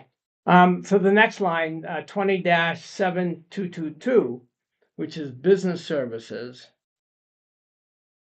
That's HR and accounting. Yeah. Okay. So, right now, so year to date, we're, less than half of what's budgeted. So how close to the budgeted amount do we anticipate getting by the time? We keep Mark here more. Right, exactly. I think we got 9,000 left in that. Yeah, I don't. Somewhere in there, and we're not done. Yeah. And again, So the feeling is we're gonna come close to that 65,000? it'll be close. Yeah. Yeah, roughly. so- I mean, this isn't a quote to do the work exactly. It's, you'd rather have the money in there and not need it, and then need it and not have it. Right. That's kind of. I'm not arguing that. Right, well, we'll come close, because again, that 30,000 is just 12 months. There's 6 more months ahead of that. Okay, so then a follow-up. If we're gonna come close to that amount, if we project that, then why are we going down so much? Why is it only 45,000 for 2027? Their contract rates going down? 65,000 was an 18-month. 18-month versus. Yeah. Yeah. And so all of our budgeted numbers are based off of what we expect it to cost this year. So like that number includes scope of services and increase in contract prices.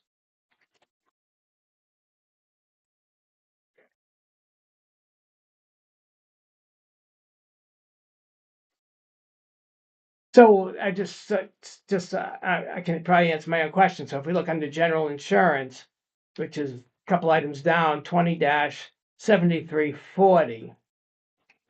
The reason why the budgeted amount for 27 would be some 22,000 less than what was budgeted for 26 is because what was budgeted for 26 was an 18-month number versus a 12-month number. Yeah, but if you look at the percentage change, of 4.2%.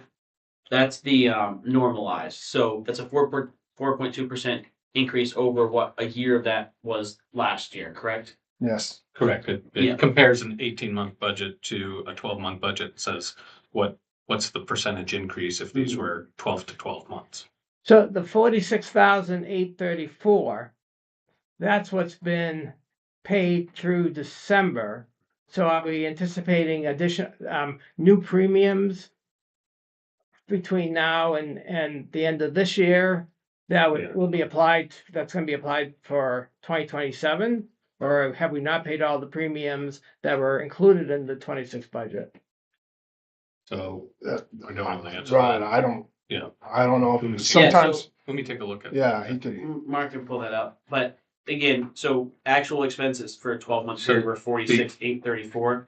We're budgeting 50,000 for a 12-month period Right. for The actual that we paid through March 31st is 70,677. I'm sorry. 70,677 through March 31st. And that's probably because the new calendar year came in and we had some additional insurance premiums.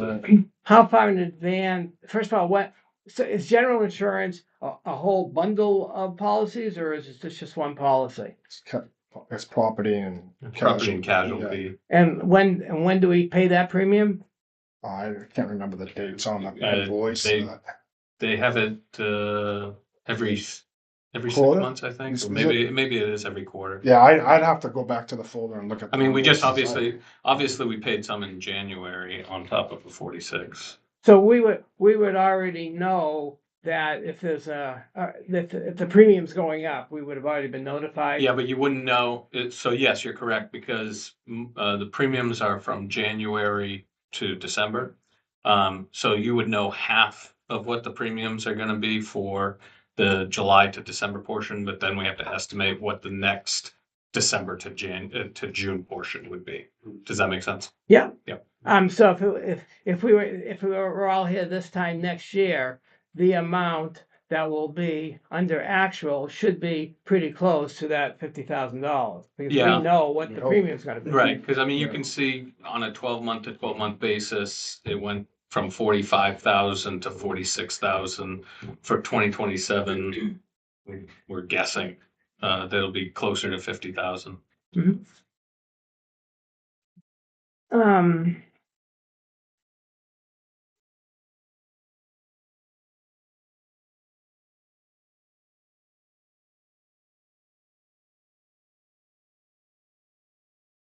Yep, I can answer my own question on that one. If we look at election costs, which is from the general government, it's 20-7801.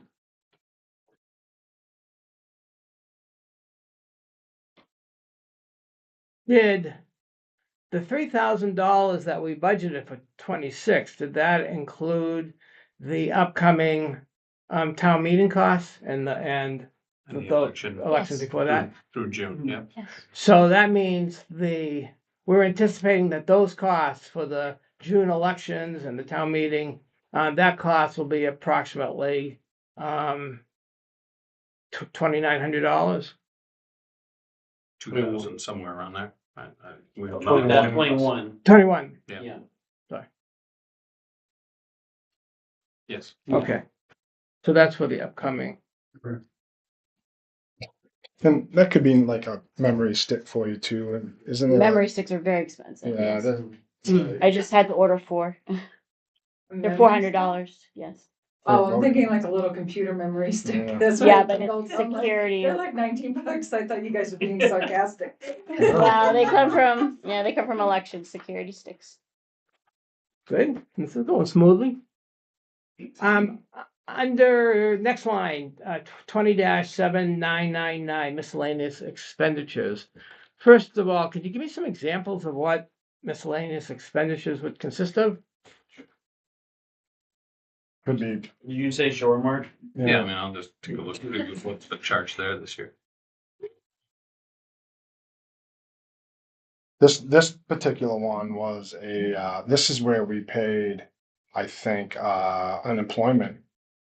Yeah, that's Or where something, or- because we unemployment don't have was a charged. line We for it. had just Elon Financial Services, which that's the card payment. Amazon they're minor Miscellaneous stuff. and then a holiday gathering was $47. Yeah, but minor, Beef there's a was lot of minor. minor stuff if you budgeted 5,800 and you're already up to 45, 35, that's a lot of minor. Yeah, let's see here.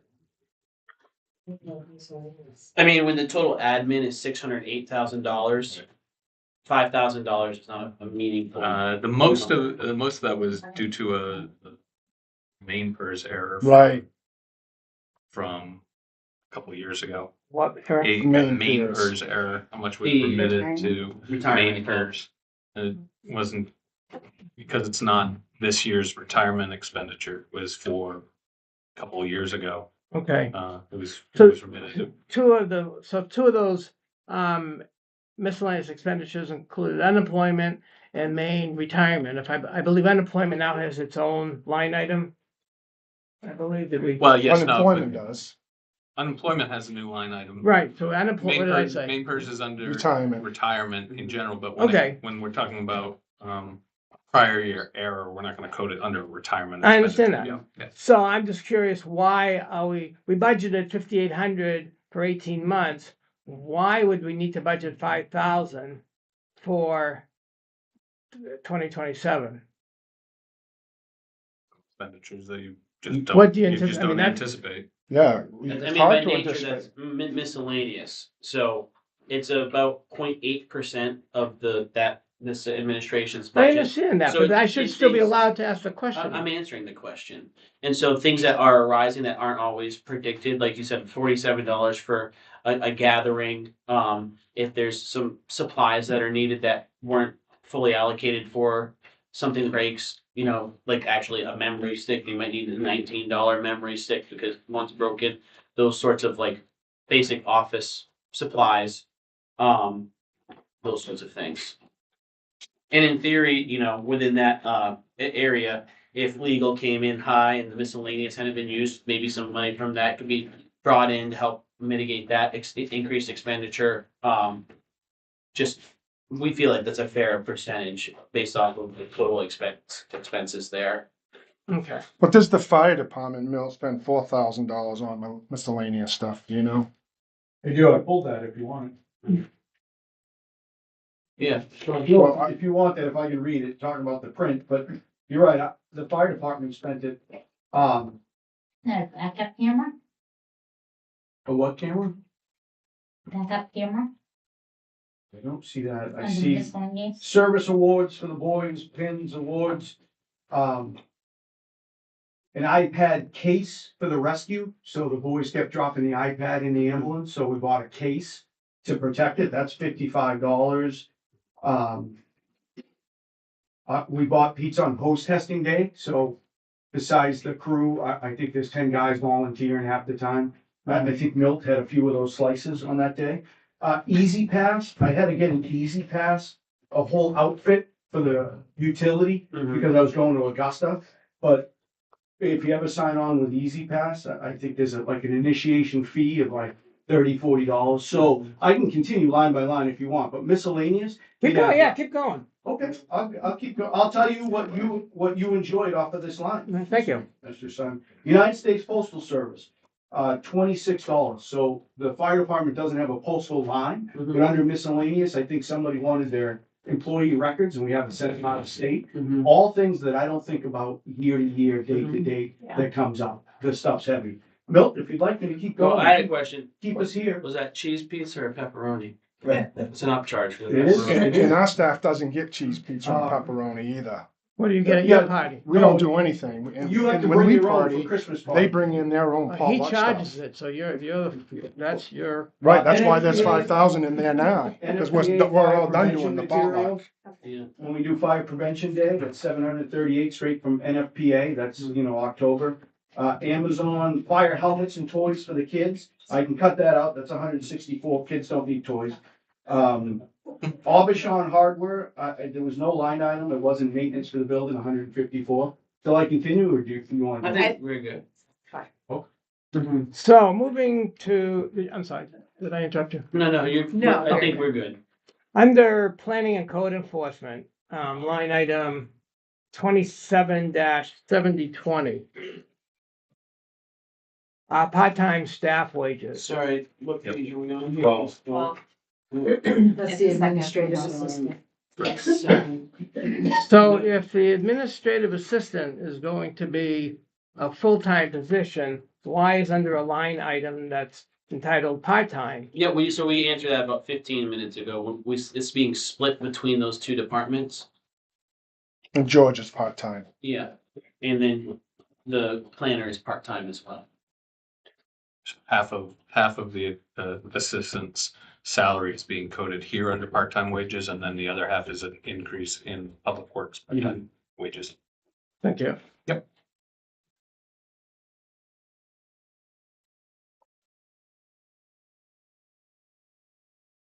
Under dues and subscriptions, 27-7354. I understand this is not a big percent in the budget. I ask these questions just so I can understand the process that we go into that's used to formulate the budget. So dues and subscriptions, we're budgeted for this year 1750. So far, what has been spent is 886. Chances are, unless we have some subscriptions or dues that we still owe between now and June, it looks like that was under budgeted, but we still have budgeted 1,700 for next year. I just wondered what the thinking Well, was. the behind that. 886 is 12 months of the 18 months. Understood. Yeah. So do you want to know what the dues and subscriptions are for that? Well, I mean, are all our dues and subscriptions paid for now for the current year, or do we expect, or are there some that still are going to become due between now and June? No idea. We'd have to. I'd we have could to look wait till into it comes the- in the mail. Yeah. No idea. I mean, subscriptions I could be don't like. know, right? An Adobe subscription, it could be any of Yeah, I that mean, it's sort of usually, stuff. and it's usually for professional subscriptions Right. that, the CEO had got. Oh, and George too, because he has some software that he uses. Yeah. Right. And so some of those can be incurred monthly. Right. Some of them can be incurred quarterly. Some of them are lump sums. I'm going to line 27-7357. It looks like it's a new line item called E-code maintenance. Could you tell me what that is? Yeah, that's the codification, so when that gets updated, the land use code will be on our website, and that needs to have maintenance. And then we just added codification this past year, which is why that's a new line item. Yeah, they're still working on that. I think we're gonna be voting on it on land use, while it's part of the amendments this year. Yeah. But that codification, program will be done by the time. And then it'll be an annual maintenance cost, updating it every year, depending on what the land use articles or ordinances get passed. If it's a lot of them, it'll be a little more money. If it's not so much, it'll be a little less. Okay. Yeah. Under public safety. Line item 30-7016. I'm not gonna find it myself. Overtime. Yeah, so that appears to be a new line item this year. Can you get an explanation on that? It's actually just separated out. In prior years, it was included in the part-time wages. And so this year, because Chief wanted to be able to track overtime wages specifically, he asked to have that separated out. So otherwise, the part-time wages would have just been $5,000 more. Yeah.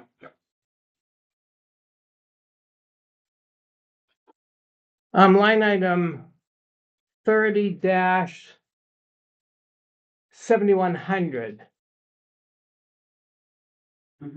It says stipends, and in the note, it says this was absorbed in telephone and internet line.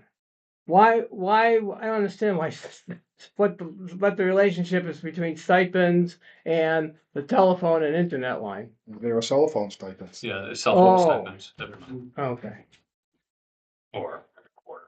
Yeah. So they are, okay. So they're just included in the Yep. the telephone line or Makes telephone and sense. internet. So that's gonna apply to Public Works as well, I presume? That's correct. Okay. And admin too, I think, right? Yeah, I think codes only had a stipend because they use it cell phone quite a bit, but Calvin already has one, so that we got rid of that actually. I'm jumping to Public Works. Line item, I gotta find it. 7452. Winter sand. So we had budgeted $7,000. It looks like we spent zero. I don't think we're gonna use winter sand between now and June. And we're budgeting another $7,000 for the 27th. This is a pretty bad winter. If we were gonna use it, we might use it this year. I'm just wondering why we didn't need any winter sand and why we need to budget 7,000 again. How you can answer that? So we did spend money on winter sand. I just realized today when I was looking at this that I need to track down that bill and get that paid. I either submitted the bill just this past warrant or I may have gotten to print it and present it, but this reminded me today, I was, "Geez, wow, we're doing pretty good. So actually we did buy sand. I just have to pay the bill and I did allow our stockpile to go down quite a bit because we want to reorganize the salt shed to hold more salt and less sand, divided 50-50 down the middle. So that we can get in around the building. So I did let us get down to, I only bought about, I think it was like $5,000 worth this year, but But that was to deliberately decrease inventory so you could do some organization. yes, so that next year we'll have to reestablish that next year. We had and like I say, we had a stockpile to begin with, so we used that up, plus what we had in the shed, and now I bought just enough to get us through the winter and. Yeah, and to that note, one thing that's important to us is that we don't create a model, in my mind, that's a use it or lose it. Say, oh, Calvin, you only use 5,000 of sand, you only get 5,000 next year. Because we want to budget for the actual expense that we're expecting, not necessarily what was spent out last year. So there's examples like this of, I used less, I know I'm gonna need more next year because I dipped into our sand reserves, not to get reserve accounts confused with sand reserves, but our sand reserves, and so that gives the department heads flexibility to make these sorts of decisions, so we don't wanna. I have absolutely no argument with that. Yeah. That really didn't tie into my question because it showed zero amount and that really didn't look correct. And I saw the same thing today, I went, oh, geez, I can pay that guy. Yeah. Well, two great minds are thinking alike. Under line item 7455, erosion control. We have a similar situation. I'm not exactly sure what erosion control is. I'm guessing it's, but I'll let you explain it. What is erosion control?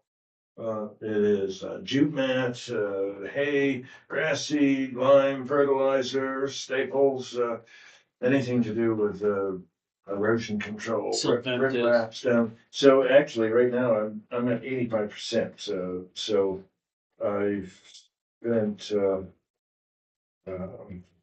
4,000 is what I have available, and I'm at. Let's see, what did I do? I budgeted 52 for the actual. Let me get my bearings here. Okay, because according to the report that we have, your year to date is $539. No, that's not year to date. I mean through December. And the budget amount was 5,200. Yeah, that's in the, well, it's, as of today, it's. In the warrant right here. Yeah. It's at 85%. But he submitted some bills. Not- 85% is spent. Spent, yeah, I mean, it's 80.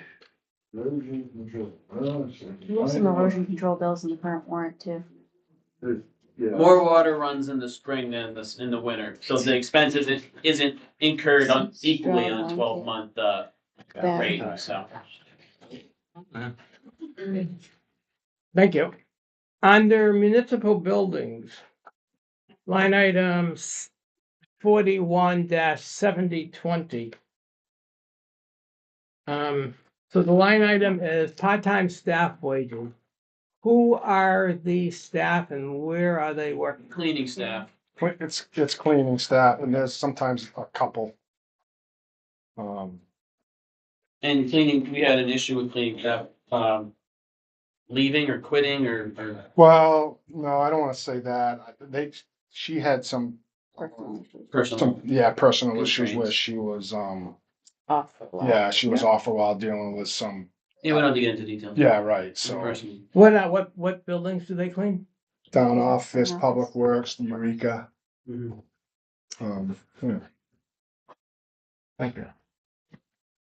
And I think there's one more question.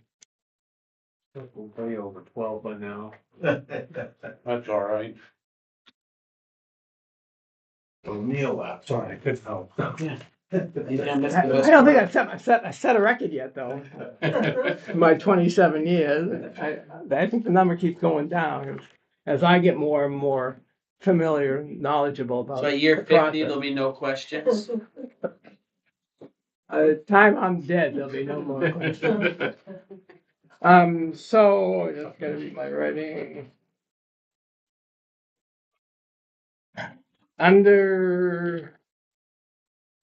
Gotta find this. On my spreadsheet, it's under the townwide tab, debt service.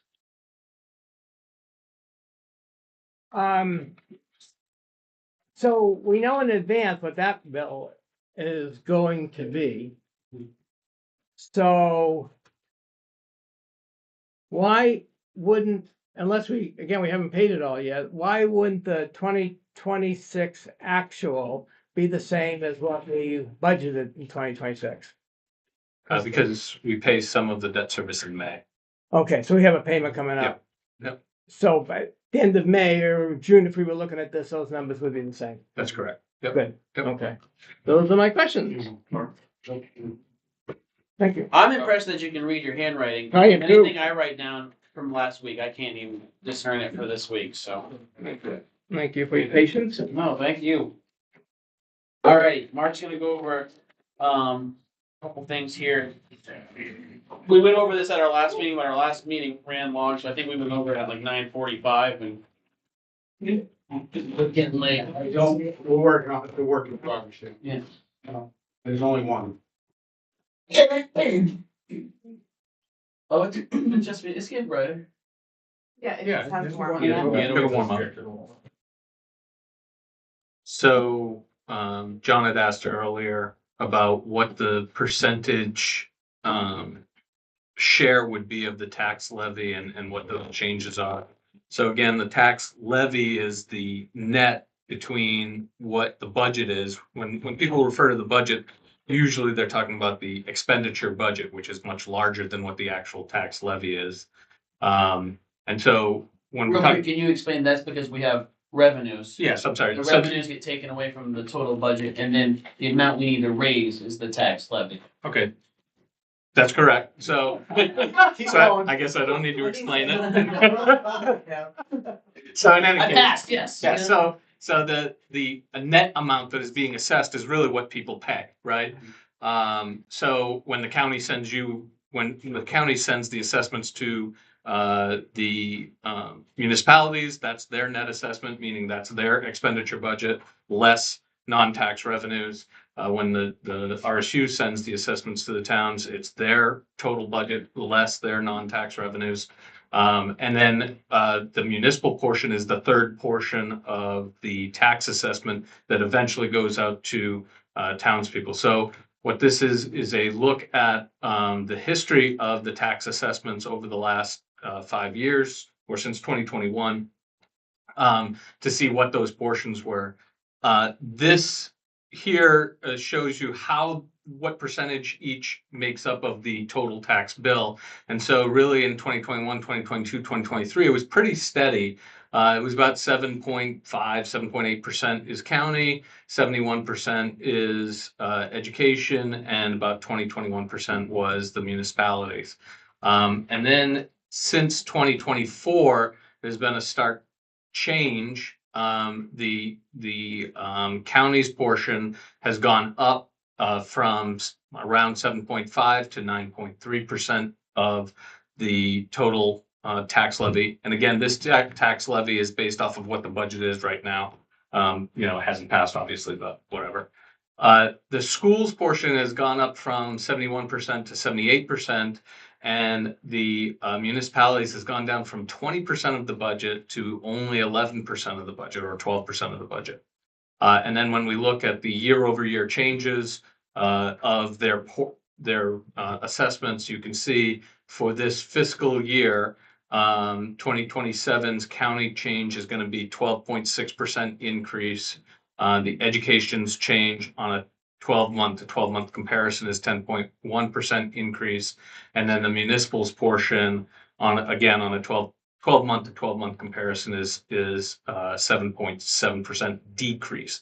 And you can actually see that in just the hard figures up here. You can see back in 2021, the total tax assessed for just the municipality was 1.6 million, and it's steadily decreased 1.5 million. Well, I mean, the first 3 years was relatively the same, but then it steadily decreased in 2024.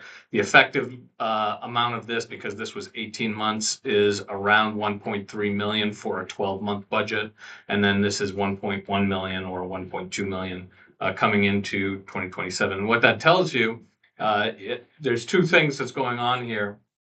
2021, 2022, 2023, you have to remember how the town used to budget its revenues. It used to basically say, well, what did we have for revenues last year? And that's going to be our budget for revenues this year. Meaning what were our actual revenues and then what are we going to budget? And so obviously, not obviously, but generally revenues, non-tax revenues will steadily increase over time. So basically budgeting last year's actuals, you were habitually under budgeting revenues, and then you were also weren't really using fund balance. This is why your fund balance grew.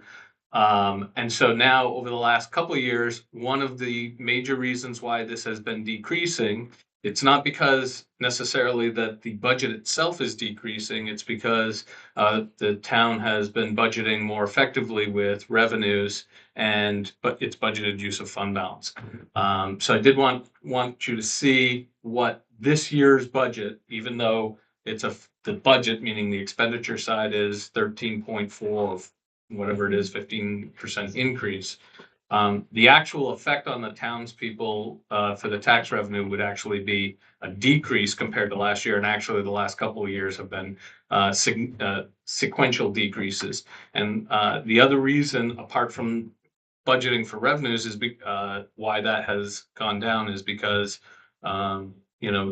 there's a political aspect to it, right? I mean, there's this pressure on the municipality, the select board, where they can't control what the county's assessment is going to be. They have very little, the select board has no control and the town has little control over what the education assessment is going to be.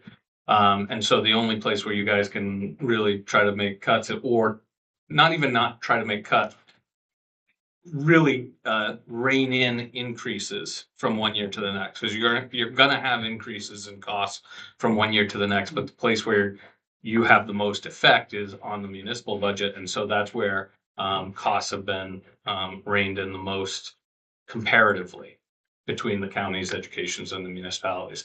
But everybody's assessments are going up. Obviously, the county's assessment is going to go up because of the same pressures, economic pressures, labor costs, commodity costs, service costs, all of those are going to go up over time. And there's really not much you can do about them. Other than what the town has been doing, which is let's try to budget better with revenues and rein in as much expenditures as we can. I think this shows a real sharpening of the pencil on the municipal side. And I know going to GPCOG, talking with other municipalities, they've all been trying to do the same thing.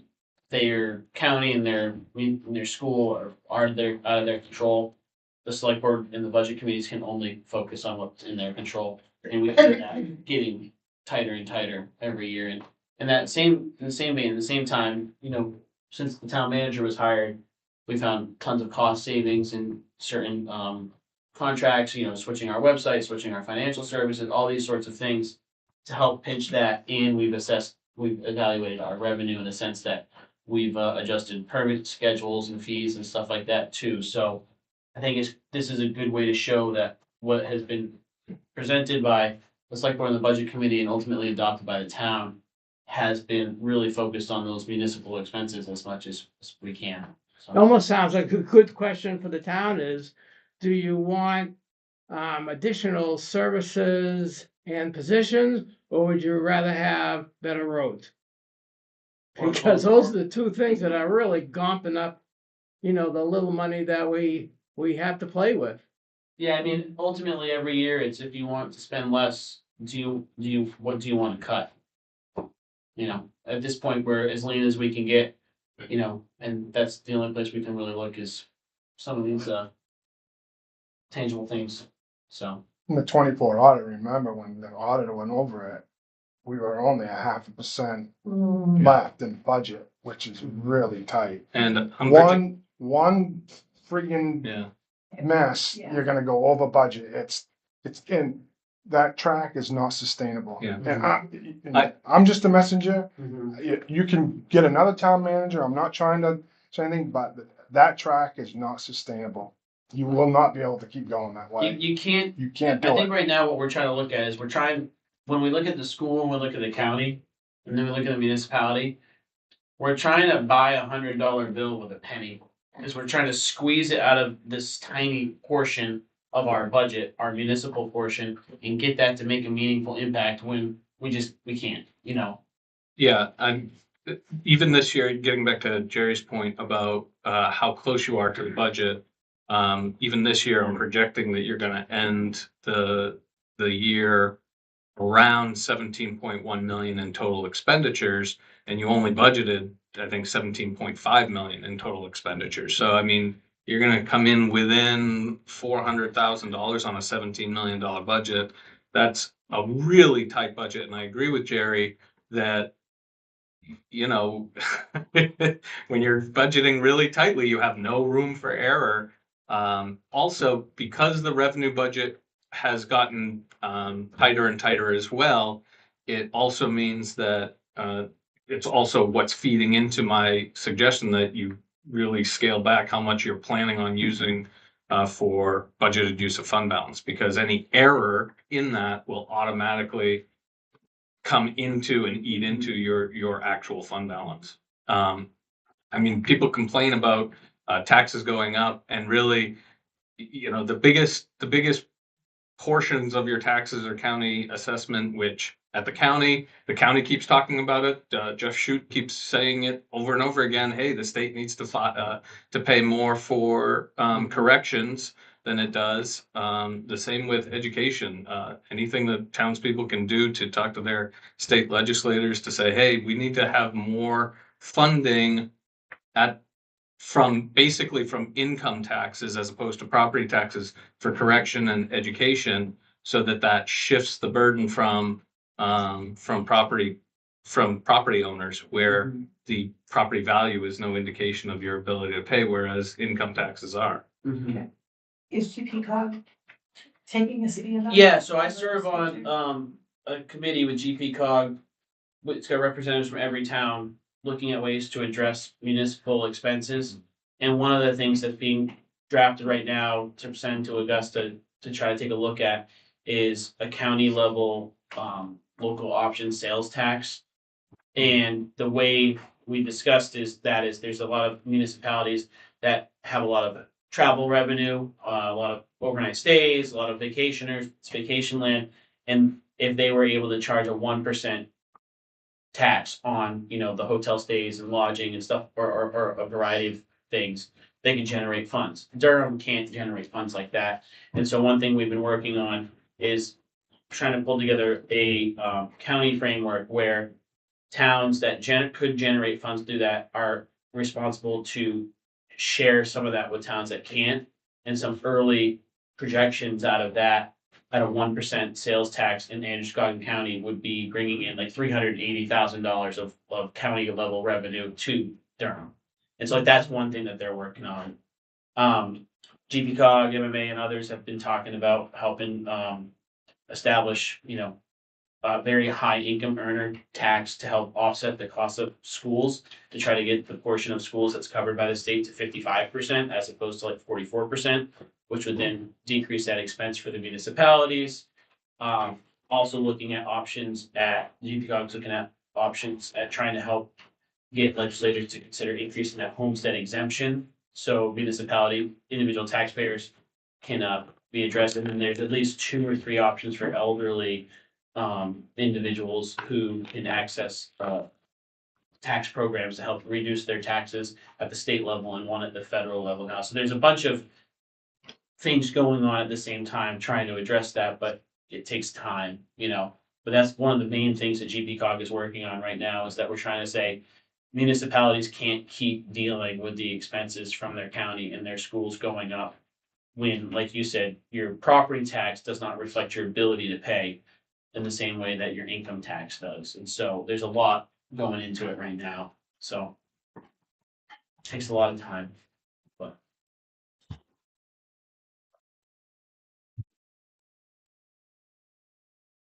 Does the budget committee have any questions about these figures right here? Now that you all seen, this isn't on the website yet, correct? Well, it's on the, I think we've had it on. Well, it's been in our budget packet, but it's not on the budget's page, is it? No, because, right, no, it's not. Yeah, that's something I would like for us to be able to make available. It would be good though. 'Cause I saw you take a picture, Joe, and we can just send it to you. So, Right, as long as we're set on the budget, so we can put the actual numbers up there. yeah, I mean, so this is Right. the select board's Right, I have budget. a, This isn't the budget committee's. yeah, budget. I have a disclaimer that says that it's not final. but- Yeah. And so maybe, if the figures are different, then it would have to show different. Yeah, but I mean, your budget isn't gonna change that significantly to really affect what the overall impression is that the municipal portion of your taxes is shrinking. And the other two are taking the larger shares. Yeah. I did a line graph of that, it really shows a dramatic drop in the municipal, I should have given to him, I had it, but it really shows you what's going on. Yeah, and that's not to diminish the pain that's felt in the pocketbook when you're paying your taxes by any chance of the imagination. It doesn't, showing that the where it's coming from doesn't necessarily change the fact that it's gotta come out of your wallet. But I think it helps us realize the root of the issue. And kind of gives us a frame of reference of what we can actually do with the elements that we control, so. At the end of the day, it's not the municipal spending that's driving the taxes at all. Yeah. Alrighty, thank you, Mark. Yep. Thank you. Close your eyes. Can't watch my own eyes. Close your eyes. I know you. Alrighty, You don't want that. thank you all for coming in with the questions. I hope Yeah, we answered thank all you of for them. the answers. Thanks for. Feel free if anything else pops up to send us an email. And with questions, and we can get you those facts and figure stuff. What I have here on our schedule that we talked about was you all getting us your recommendation by the 5/7/2026. Yeah. Does that still work for you all? Yeah. Okay, Yeah. cool. Yes. And then we will have on 5/7, yeah, it's 5/7. Let me just check my calendar here. We set the warrant language and everything for that May 12th, correct? Oh, you'll still. Yeah. So, cool. Thank you very much. Yes, and like I said, shoot us an email if you have any questions, and we can get them answered. Thank you. Thank you for coming in and sticking around. And Alan stayed for all your questions. It was only Neil who left through your questions, so. Say, what'd you say? Alan stayed through all your questions. It was only Neil who left through to your question period, so. Yeah. Oh, yes, thank you so much. Alrighty, manager report. Yes, thank Mark, you, we're good Mr. with Chairman. you. So, Thank you, Mark. so we've interviewed, with Public Works position. Interesting, we had one candidate, agreed to come on, decided didn't want it. So then we had to offer it to another person. He signed the agreement today, so hopefully he will, be starting, hopefully. Administrative assistant, we have offered a position to somebody. I'm pretty excited about it. They start Monday, May 4th. Josh knows who this person. They did. The person you were wanting. She's a good fit. She's a good hard worker. So Oh, I'm I know. excited. Yeah, we've known her for 15. Yeah, years. it's great. She's gonna be great. She's, yeah. Just a reminder, the GP cog sub-regional meeting is tomorrow, 5:30 to 7:30 in North Yarmouth at the West Custigo Hall. I plan on going, but my wife has cardiac surgery at 3 p.m., so, You shouldn't. You can't. well, No, well, right, but don't- it's don't. quick. She said it's A quick. quick cardiac surgery, just stay home. Dude. It's Um, quick, but if I can get her home by 4:30, I'm gonna try to turn around and go. I can't make it. 'Cause any- is it 'cause I just- anybody? I gotta represent Durham at Yeah. this. So if she's not fine, I won't go, but if she's Well- okay, I'm gonna go. I'm not gonna, I'll fight with her, but I'm not gonna fight with you guys, No. so. Yeah, that's So the there's that. reverse. Yeah, I'd rather fight with you. So other than that, so next meeting is a big meeting, right? I mean, cause Yeah. push is coming to shove here because we're a month away from town meeting, so. Next meeting, we're gonna vote on the land use ordinance, so George will be here, you'll have all that, so there'll be a lot of material for you. The town meeting warrant has to be somewhat finalized, and you usually get 2 cracks at that, so. If you don't feel comfortable with it on the 12th, you may have to schedule another quick meeting to finalize it, but I'm just letting you know, and if there's any warrant language, like I have some stuff in here that you might wanna do a reserve account for paving. But yet you haven't really had a meeting to discuss it, to vote on it either, so I don't know how you What we can wanna we can talk handle about that, yeah. but yeah. And then there's the agriculture committee, you gotta talk about that, so I don't know how much more you have. Yeah, Or how so much you wanna put on your plate on the that the 12th. ag committee wants to come in because they wanna button up the discussion about the waiving of fees for greenhouses. So we had them come in, gave us that presentation, let everyone kind of sit on it for a while. I'd like to button this up, and so I had said that they could come in at the May 12th meeting. But that doesn't, like Jerry said, I think we've got a really long list You do. of stuff to do. Yeah, and so if we need to move them, I mean, that doesn't have to be just if we're waiving a fee, that doesn't be part of the warrant. Right, exactly. no, and so I had just talked to them about the 12th. If we feel like that's too much, we can pull that off and move them to the 26th. I won't be here on the 26th. I'm not here on the 26th. Okay, so it's a skeleton crew on the 26th. And what are we doing on the 12th? That's the last meeting. Right, of May. is there any description of what we're covering on the 20?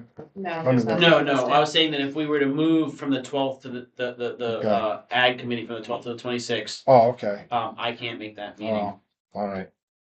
And again, to your point, there's not a fiscal note necessarily. Well, it's lost revenue potentially, but we're not budgeting for lots of. Well, is it critical that we talk about it before the town meeting? That's what I was thinking. No, Do we it can. after. I'll let them know we can do it after. Then the only other So real quick, Yeah, think the sorry. part of the reason why I had thought to do that before is because the iteration of the board they presented to is sitting here, and there is an election. There's 2 seats up. I mean, unopposed and everything like that. But I just wanted to button it up before this iteration of the board ended at right before the town meeting. Is why I put it there. But it's not mission critical, and if we think we're gonna be too busy, I'm totally fine with moving it. And the only other thing I wanna mention is this Thursday, all annual report docs are due. So we're gonna need a select board report. Yeah. Joe, you're probably gonna, I think we should get together, and it's because I've got mine done and we don't wanna duplicate Yeah, reports, so. that's how we did it last year. So we Yeah. can do it again this. That, but Um, Kimberly's gonna be wanting yeah. that to get everything going, cause we're getting into crunch time. Which we get into crunch time every year, but now we're in it, to get everything ready for town meeting, so. That, the only other report I had was, it was 80 degrees last week. The Caribbean water was awesome and it was really hard to come back. Thanks Love for to sharing. hear Thanks for that. sharing. Love to Jeff. hear that. Yeah. A nice color. Looks tan, That so concludes my report. I say, no ice is out, but you weren't on the beach in Maine yet. So thanks, Wonder Jerry. what their paving schedule is. Yeah.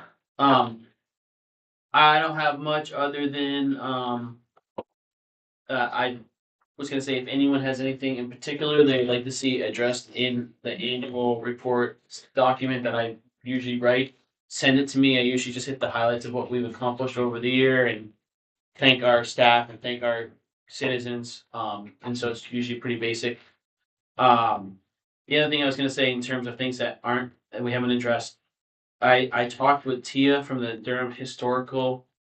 Oh gosh, I'm gonna get it wrong. Historical Society, yeah, and a little bit about the fact that we do have money budgeted for the improvement to the bandstand, and we haven't taken action on that. And one thing that her and I were, she presented an idea from a historical society that they potentially would like to see that just be refurbished and turned into a monument, not for public use, which could relieve some of the challenges around making it ADA compliant, but could also still pay homage to the importance of it. And so her and I just had a brief discussion about that. We're gonna talk again.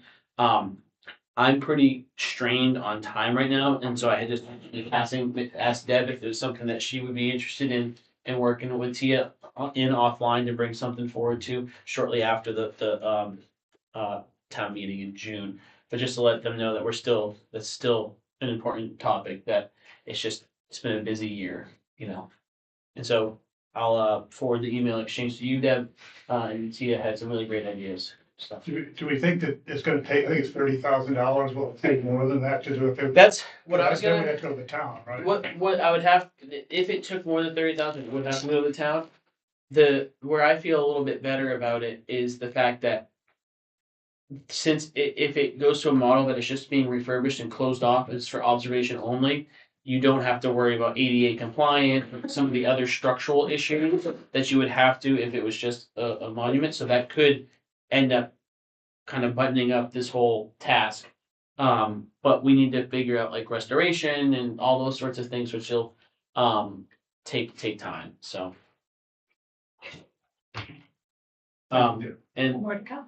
that's all I got. But Josh, No. Still working 20 jobs. Seems that. Yeah.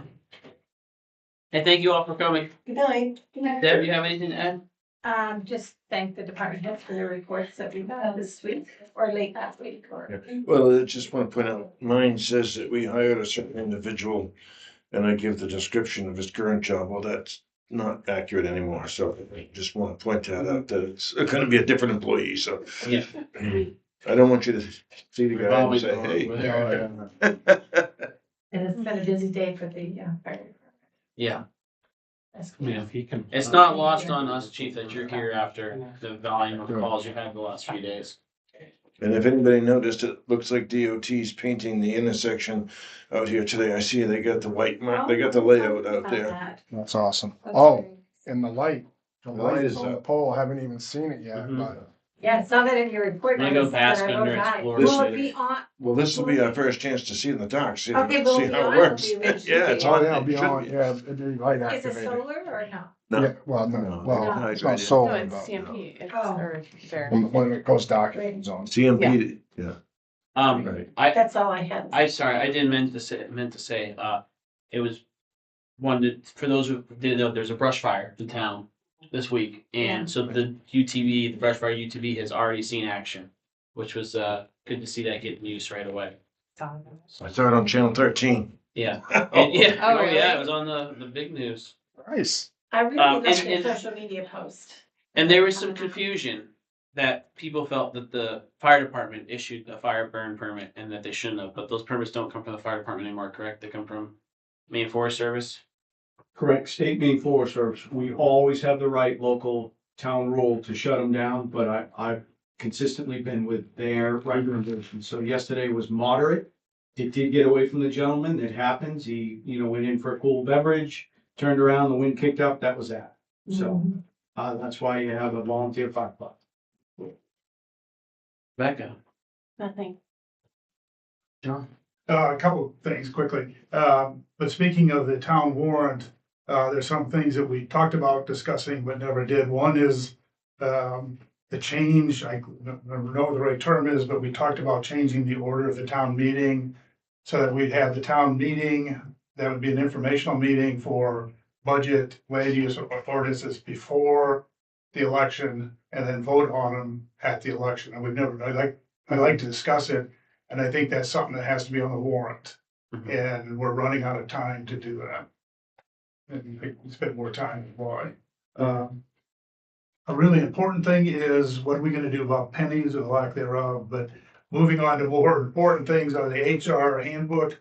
Is that going before the town meeting? No, that's a policy. Yeah. thing that Including you all the do. wage scale goes before the town meeting. No, No. Okay, we No, voted on that, from us, that's yeah. done. Okay, but implementing it does, right? Didn't we say tonight that we weren't gonna implement it till after the town meeting? Nice lighting at Eureka, thank you very much. Perfect. You're the first one to see it.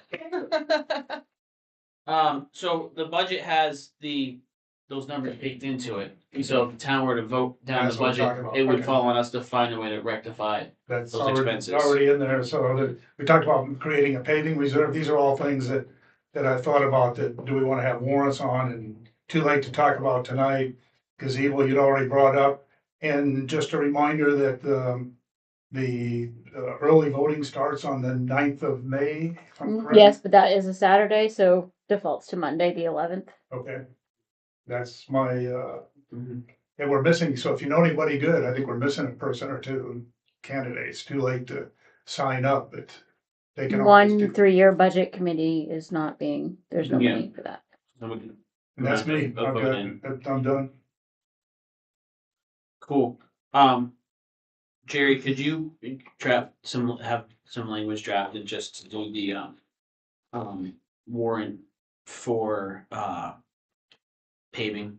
yeah, And I've we got can- it we can checked, discuss yeah, I'll at do the that. next meeting. Cause I think that was Okay, good feedback. I'll put it from in the folks. warrant, I'll have some language in it, and that's useful. Same with the change of order of the town meeting, or at least discuss Well, it. I mean, Yeah, I think 'cause that so there we you go. have that authority without a town vote to make that change, correct? We can I'm move not to sure, we I'm can not move to a clear on ballot. what are we? So Referendum. a referendum? referendum, we could Yeah, already yeah, do the that. board in can town. do that. The And board so can do that, what we yeah. had talked about was at town meeting, possibly getting feedback on how people felt about that. So I think that could potentially be a straw poll or something like that, just prepared on a question. Would that be something that when we do our municipal election, we could just have a straw poll like we did with the police question of like, would you be interested in the town pursuing XYZ? Or is it too late for that? You could. The only thing about this election is you're gonna have a primary ballot, or RSU 5 ballot, a Region 10 ballot, and a municipal ballot. It's gonna be a heavy election, and voters are gonna be in the booths for longer. Mhm. So if we add another thing to pass out and have them vote on, it's just gonna be extra time in the booths, longer wait time. Mhm. Just keep that in mind. Are there any referendums too? Yeah, just Okay. the primary. And so my thought to your point on that, John, is like, we have that authority to do it without going to warrant, but I like the idea of getting input. Can we do a show of hands at the town meeting? Yeah, I mean, that could be a Is that gonna discussion be too too. long? My only concern with the show of hands at the town meeting is the people at the town meeting are the ones who go to the town meeting. You know, good. And so I think it's a little bit biased, but again, that's the way our government works. So if you want to make your voice heard, I mean, I think having some sort of straw poll might be a better show of it just because of what day the town meeting falls onto. this year, yeah, because of the high school graduation. Well, and we're not gonna season. get 300 people or less because of the graduation. Yeah. Whereas the election, I think it'll be a crowded I think election. Yeah, it's gonna be crowded anyways, so I would just wanna We prepare can the voters that it Yeah. might be a little bit of a longer wait. Well, at I'm this one. okay with adding one piece of paper with one question, even if it means increasing the vote time a little bit. I Because think we're not gonna making, have we're not making a decision, we're just judging interest. I can just wait till November because that's just more work for you that night. Well, I don't have that's to a have your discussion. straw poll results immediately after. That's the other So point, though. you could- November is a gubernatorial election, which has traditionally one of the highest levels of turnout. So since we already have the That's in time authority, for next summer. I mean, Yeah. except you couldn't do a straw poll. You'd have, if you want to implement it next year, it'd have to be the vote in November. well, so we don't need to have a We don't vote need to a change, vote. Okay, yeah. yes. But if never we, mind. if the Forget straw what I said. poll, so let's I'd hold rather off till have- I like November that. for that, because that gets really good turnout. And then if we choose to implement it, we can. And if there was a concern, because the straw poll was inconclusive, we could always have a special town meeting or a public hearing or something like that, so. I would just ease into it because I think you all need to have a discussion Yes. about how that works and, Yeah, cause when you go that route, and you heard the attorney, Joe, say that about the budget, that Durham is the only town she knows where the budget committee and the select board don't go to town meeting with the same numbers. yeah. So when you go to a referendum vote and they're going into a secret ballot, more times than not, they're gonna go for that low number. And if that low number isn't really vetted properly through the budget, you could be setting yourself up to struggle getting through the year because But it would be vetted in my mind. the way it's working. We can carry this conversation Right. next time, but I that's understand, what yeah. you need to. Yeah, but there's just, consider. there's some other things to think about. Yes. Yeah. Cool, thank you, John. This is a discussion for, I think, Right. a discussion Yeah. for Yeah. July. So that's everyone's report. I had one last thing. I was Wait, can happy we to- put this on a discussion You- to come you tell me, for yeah. July? Yeah. For end of June, July? So just one thing I think is of the essence is that landfill, that prior landfill, I think you ought to get that sooner than later because as the attorney said, if that gets sold, then we could have some liability. Whereas if the town took it, I didn't realize, but he's told us the town has statutory protections.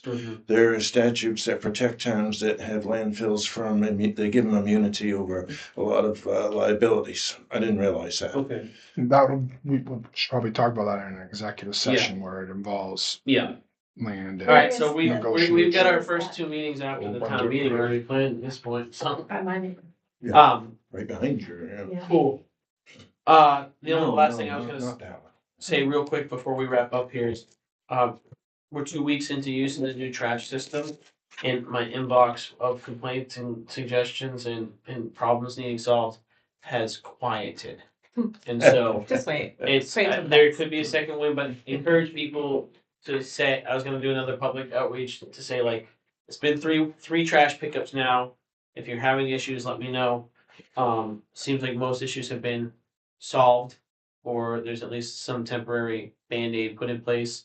I think there's a couple other percolating that are gonna require a little bit bigger lift to solve, but we'll cross those bridges when we get to them, but. Or it's it wasn't been as, quiet. and also it wasn't as bad as people had anticipated. I've actually seen I people like say, it, I've actually. seen I like people it say too. nice things about it, so hold on to those ones. I've heard from a lot of people that they like the things.